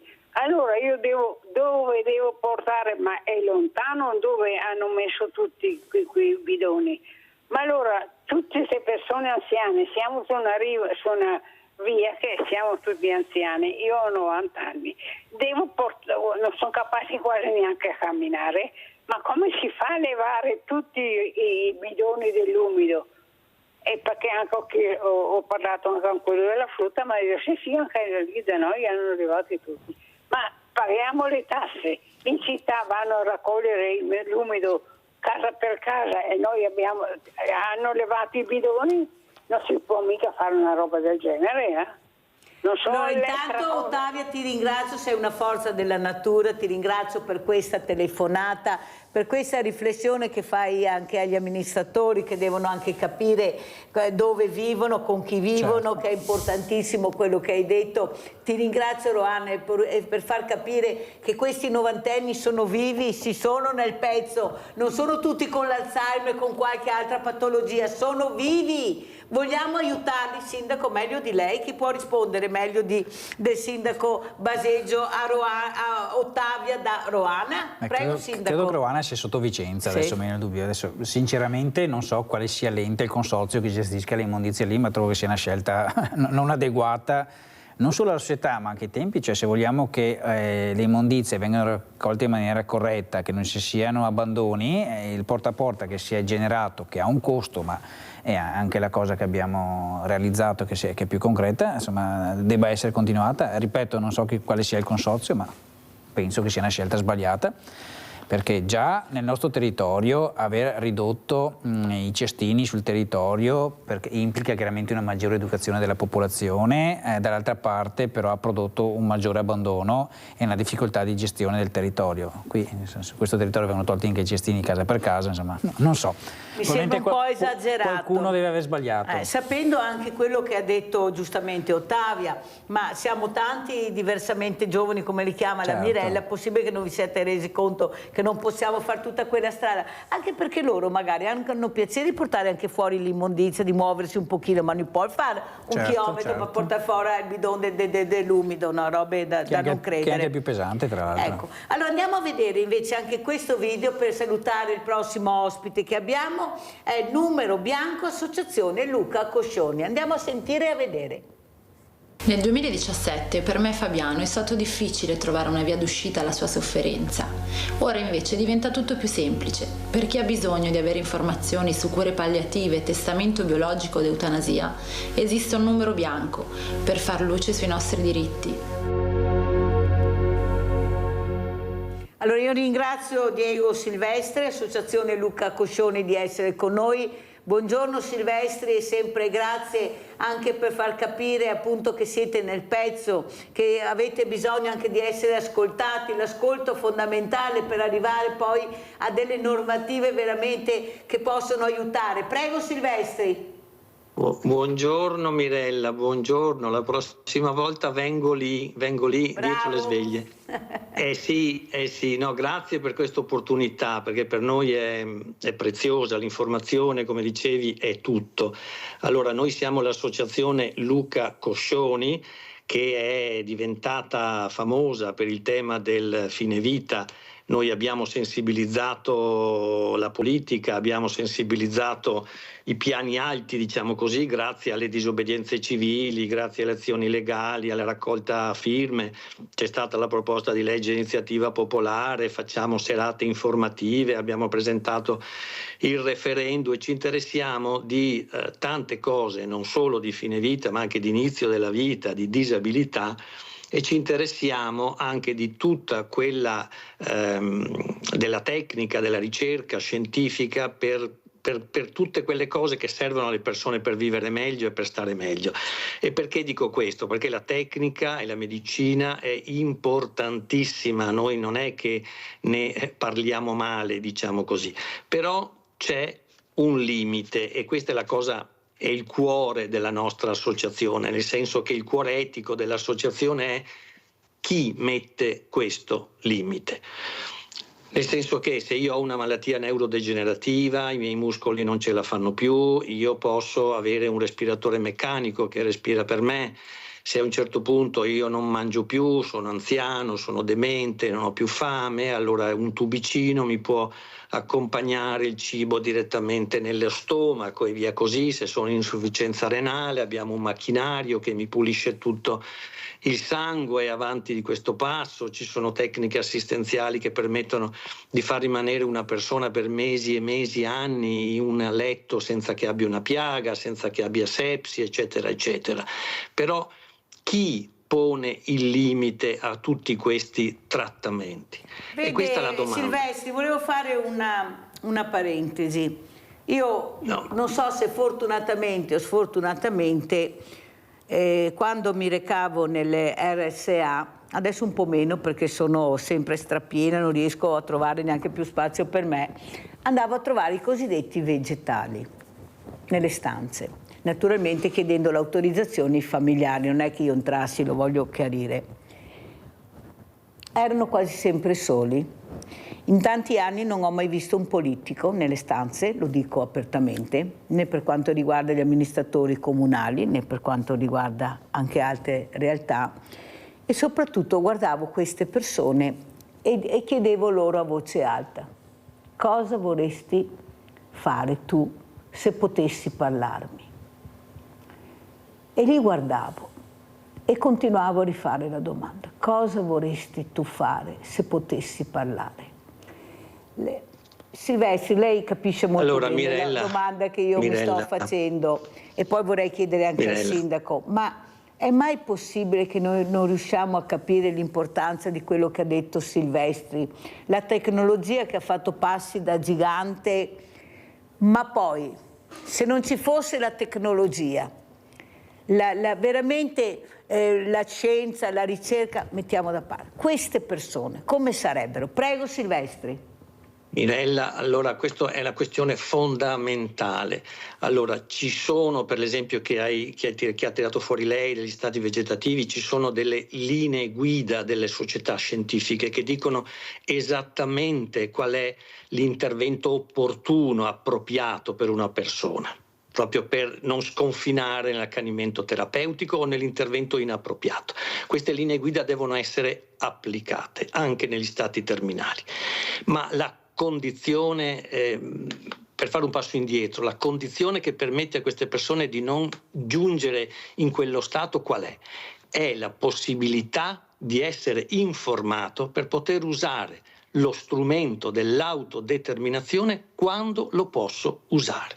E quindi l'informazione è fondamentale, perché se poi io perdo la capacità di agire, dicono gli avvocati, di intendere e volere, dicono gli psichiatri, io non decido più e non c'è nessun altro che può decidere per me. Questo è fondamentale. Allora noi ci battiamo perché le persone possano scegliere questa cosa. Voglio vivere in uno stato vegetativo per mesi perché penso che sia giusto così, perché sto bene a pensare che le cellule del cuore vivono e quindi sono contento. Benissimo, se l'hai scelto è la cosa più bella del mondo. Però se una persona non l'ha scelto e ha detto io non vorrei trovarmi in quella condizione di stato vegetativo, quindi voglio fermarmi prima, quella persona ugualmente ha il diritto di non vivere in quella condizione e dobbiamo fare di tutto perché non cada in quella situazione. La scelta è fondamentale.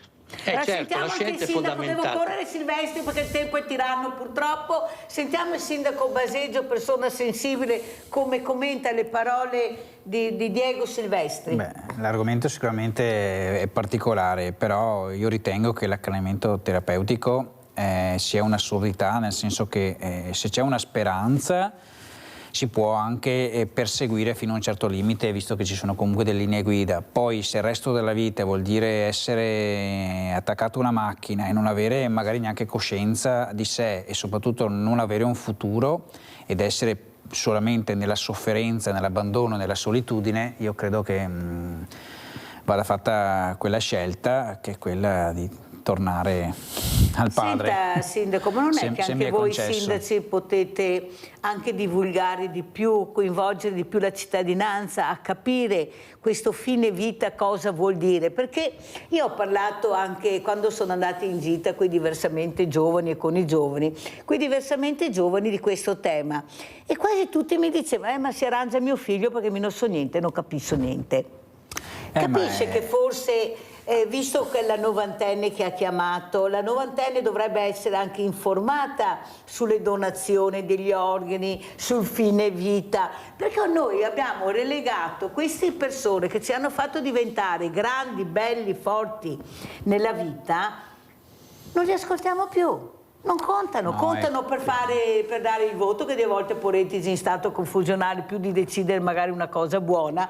Capisce? Sentiamo anche Silvestri. Silvestri, cosa dici? Informare di più? Ecco, lei è il sindaco qui di fronte, Silvestri dice che i comuni hanno un ruolo fondamentale, c'è una legge che è la legge 219 sulle disposizioni anticipate di trattamento che impone il comune al centro, perché il documento per non rimanere in uno stato vegetativo si porta in comune, quindi il comune è parte fondamentale, deve fare informazione. Noi stiamo facendo battaglie perché in tutti i comuni d'Italia ci sia l'adeguata informazione. C'è un silenziamento perché noi abbiamo denunciato questa cosa, le persone non sanno cosa c'è scritto nella legge 219 e non è un'opinione che l'accanimento terapeutico non vada bene, non può essere un'opinione, non possiamo tornare indietro, non posso dire io penso che c'è scritto in tutti i codici deontologici del medico, dell'infermiere ed è scritto nella legge, è scritto nella giurisprudenza italiana che l'accanimento terapeutico è un crimine, non si può fare, è illegale. È sbagliato accanirsi contro un corpicino e va portato in primo piano l'autodeterminazione della persona che può scegliere, e quando si dice può scegliere significa questo, che una persona può interrompere i trattamenti quando vuole, anche se sono già iniziati, ed è fondamentale questa cosa, non so che aggettivo usare, è una sovranità assoluta, nel senso che non ci devono essere giustificazioni all'interruzione dei trattamenti. E dico questo rispetto a quello che dicevo all'inizio, non perché noi vogliamo di opporci a qualche tecnica, a qualche prestazione sanitaria, assolutamente no. La medicina deve essere al servizio totale della persona, ma perché sia al servizio totale bisogna che il paziente scelga. Voglio questo trattamento? Sì, fatemelo, faccio questo intervento chirurgico, faccio tutto quello che volete, mi sottopongo a qualsiasi cosa. Non lo voglio, non lo voglio.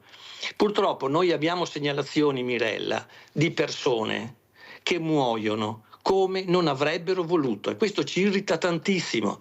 Abbiamo segnalazioni di persone all'interno della medicina palliativa, quindi trattate col massimo della cura, che non sono ascoltate, perché quando dicono voglio interrompere prima delle complicanze, o le ascolti e quindi metti in atto, in pratica, il trattamento per poter interrompere l'esistenza prima dell'arrivo delle complicanze, o non l'ascolti quella persona. Senta, e Silvestri, ma dalla parte politica chi è che vi ha ascoltato di più? Perché noi vogliamo anche capire, perché veramente voi vi siete dati tanti da fare, dove avete ricevuto più ascolto? Diciamo così ascolto, perché mi sembra che non è che siamo... Mirella, l'ascolto a una legge dello Stato, l'ascolto a una giurisprudenza deve essere totale da qualsiasi parte politica.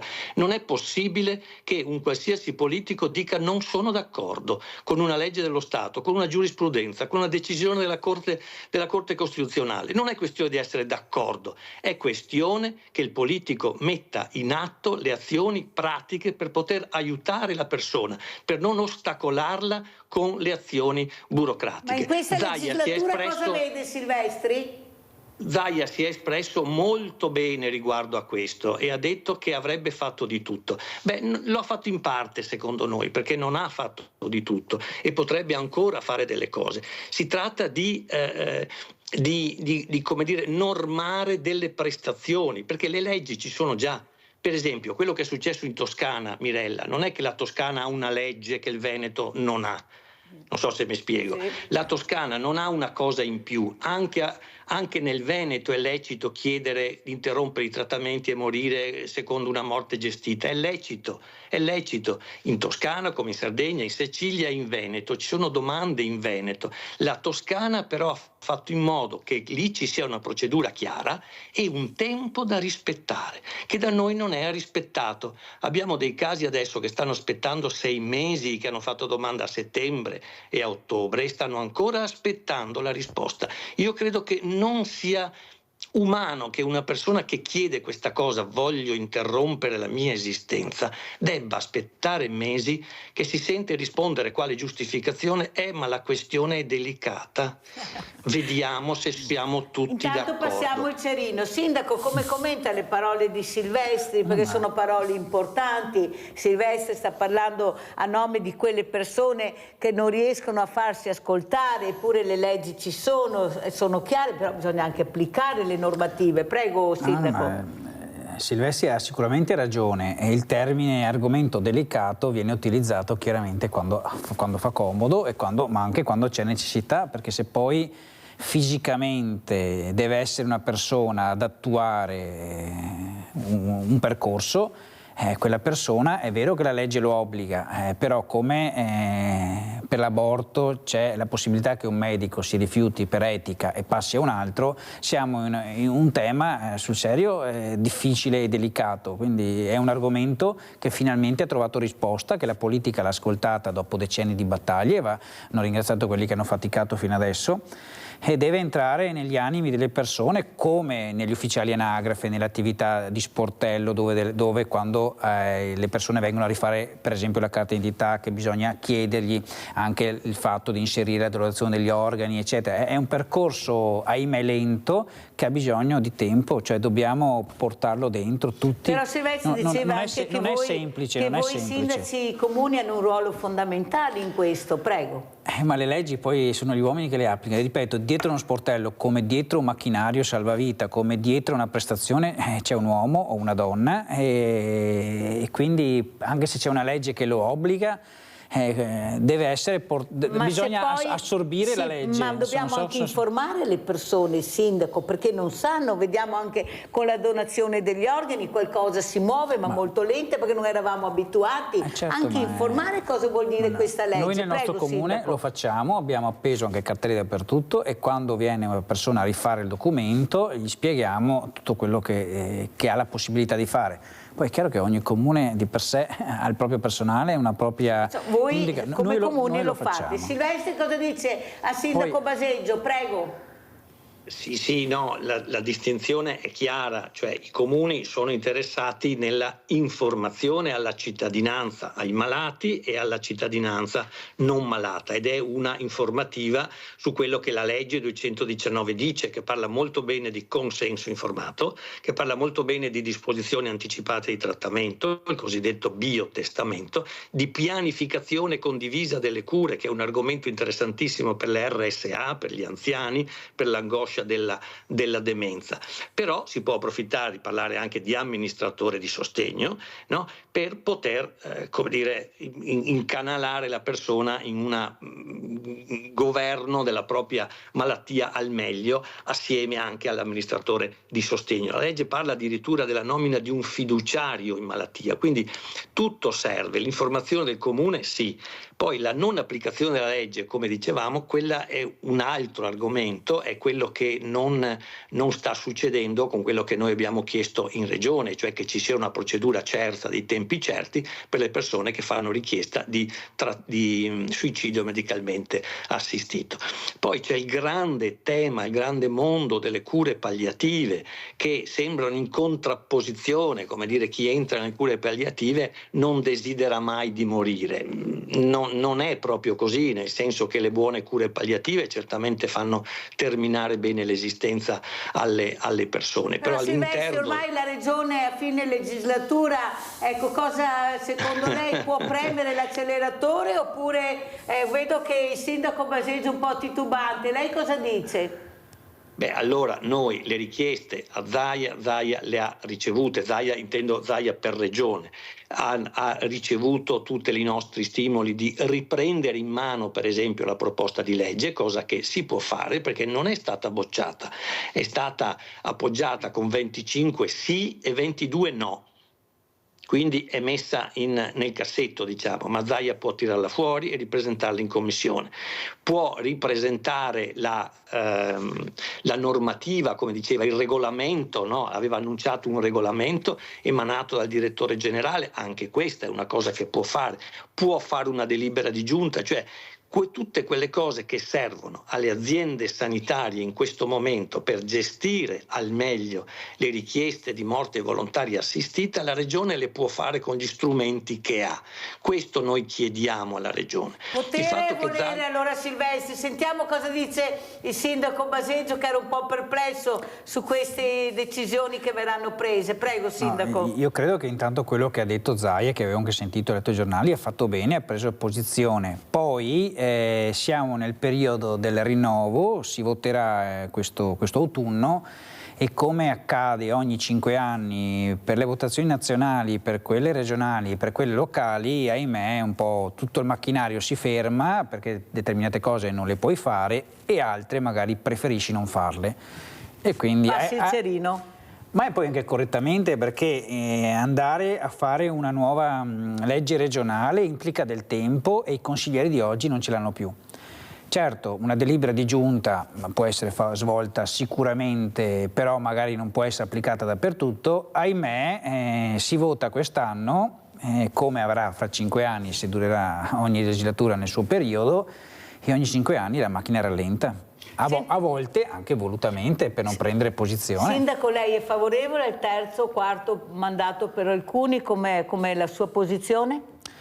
Io credo che ci devono essere dei limiti, devono valere per tutti, perché se a Roma gli onorevoli senatori non hanno limiti, non vedo perché lo debbano avere gli altri, che tra l'altro rispondono direttamente alla propria cittadinanza locale o regionale, quindi è anche più semplice il metodo di valutazione rispetto a chi mandiamo nella città eterna, dove il mondo sembra particolarmente diverso. Quindi se sono i limiti ci devono essere per tutti, se no non ci devono essere. Sì, però fino adesso nessuno si era mai lamentato, andava sempre bene, all'improvviso perché qualcuno deve andare a casa scoppia il finimondo, perché fino adesso mi sembra, compreso il presidente Zaia, era d'accordo sui 2 mandati, li ha fatti fare anche i suoi assessori. Perché cambiare le regole del gioco all'improvviso quando fino adesso andava tutto bene? Silvestri, veloce! Silvestri veloce. Silvestri come associazione Luca Coscioni vorrebbe tanto che i nostri politici vedano i problemi. È successo qualcosa di importante nel Veneto. Per la prima volta abbiamo portato una proposta di legge di iniziativa popolare firmata da tantissimi, quindi la sensibilità su questo tema è altissima. Più dell'80% dei cittadini veneti è a favore di un aiuto pratico, attivo del medico a morire di fronte a una persona malata, sofferente.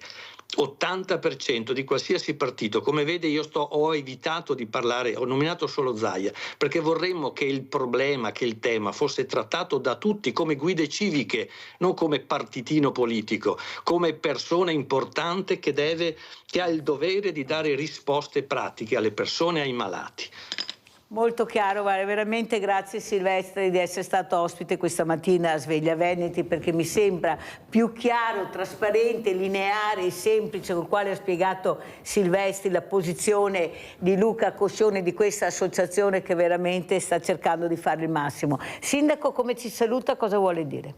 E che mi auguro che insomma questa legge, almeno nella Regione Veneto, possa essere presa in mano a questo punto, credo, dalla nuova amministrazione che sarà in autunno, perché è un tema che ormai è diventato insomma anche di più semplice comprensione e anche di più semplice dialogo, perché immagino che 10 anni fa, 5 anni fa erano argomenti di difficile anche ascolto. Adesso quasi in tutte le famiglie, sfortunatamente, tra conoscenze e magari occasioni, hai persone che soffrono magari in maniera importante, pesante, o hai la conoscenza anche attraverso i mass media e ti poni il dubbio: ma se ha senso che uno soffra e rimanga in in coma vegetativo per il resto della sua vita. Che senso ha? È una sofferenza per chi?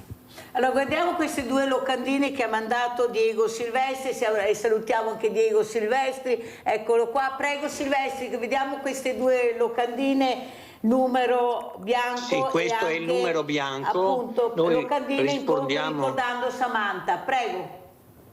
Sì, abbiamo l'incontro a Belluno ricordando Samantha. Samantha Dinca è morta il 19 marzo di 3 anni fa ed è un esempio purtroppo di persona giovane che non aveva redatto il suo testamento biologico. Quindi ricordare Samantha è molto importante, dare informazione, come dicono i genitori, a tutti i giovani perché si ricordino dell'opportunità di poter scrivere il proprio testamento biologico, perché pensate alla tragedia dei genitori che si sono sentiti dire mamma, papà, non come Eluana Englaro, se fossi in quello stato lì non voglio stare. E poi è successo, è scivolata nel gradino di casa ed è finita in uno stato vegetativo per oltre 1 anno e quindi i genitori hanno fatto di tutto perché fosse attuata la sua volontà, cosa difficilissima perché appunto non aveva fatto le DAT. Quindi noi torniamo a dare informativa sulle DAT e ricordare anche il percorso che ha fatto Samantha, perché umanamente dobbiamo evitare persone come lei che cadono in questo stato. Grazie Mirella dell'attenzione. Grazie. Proprio i genitori di Samantha, un grande abbraccio a questi genitori, 2 guerrieri numero 1 che volevano portare a termine proprio il desiderio di Samantha. Ecco, dobbiamo ricordarli perché ci sono anche delle persone veramente che vanno ricordate. Grazie veramente Silvestri per aver fatto questo. Io ringrazio Diego Silvestri di Associazione Luca Coscioni, ringrazio il sindaco Antonello Baseggio, sindaco di Ponzano Veneto, di essere stati con noi. Noi dobbiamo aprire le menti e soprattutto dobbiamo cercare di non chiuderci ma di aprirci anche a questi temi. Grazie. Andiamo a pranzo con la proposta di Mirella. Riso sformato al basilico. Il tradizionale lancio del riso sul corteo nuziale nasce da un vecchio rito greco, secondo il quale, per propiziare la fertilità, si facevano piovere sulla coppia dei dolci di riso. In Indonesia, invece, il lancio del riso serviva a trattenere l'anima dello sposo, che altrimenti, subito dopo il rito, sarebbe fuggita via senza mai fare ritorno. Ingredienti per 4 persone: 300 g di riso, 300 g di pomodorini, 2 grossi ciuffi di basilico, un ciuffo di prezzemolo, 100 g di pecorino grattugiato, un bicchiere di olio di oliva extravergine, sale.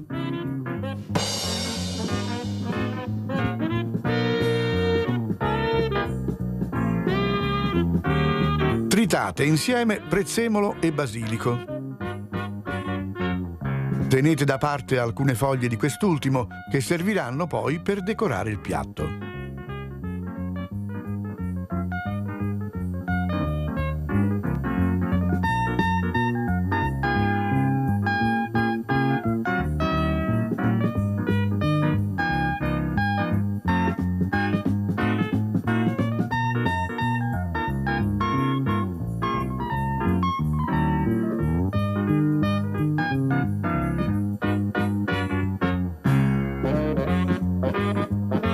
Tagliate i pomodorini in 4 parti.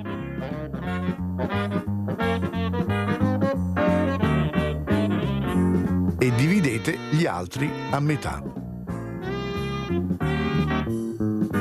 Lessate il riso in acqua abbondante salata. Fatelo cuocere per 15 minuti, mescolando di tanto in tanto. Scolatelo e versatelo in una zuppiera con un filo d'olio. Amalgamate il pecorino al riso.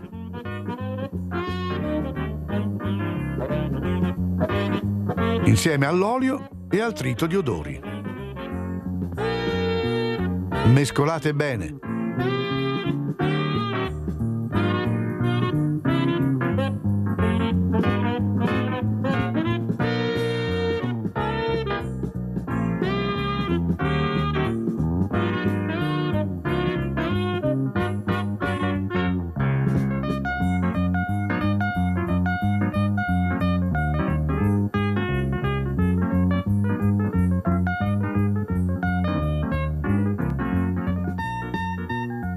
Versate il riso nello stampo.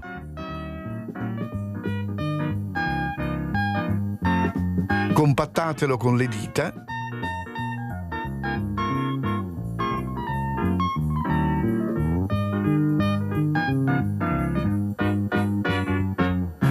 e rovesciatelo su un piatto da portata ben caldo.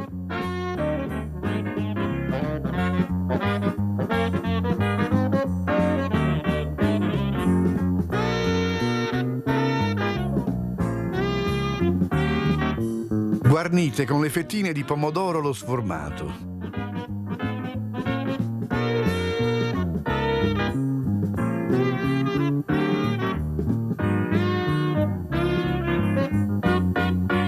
E guarnite il piatto con i pomodorini a metà e le foglie di basilico.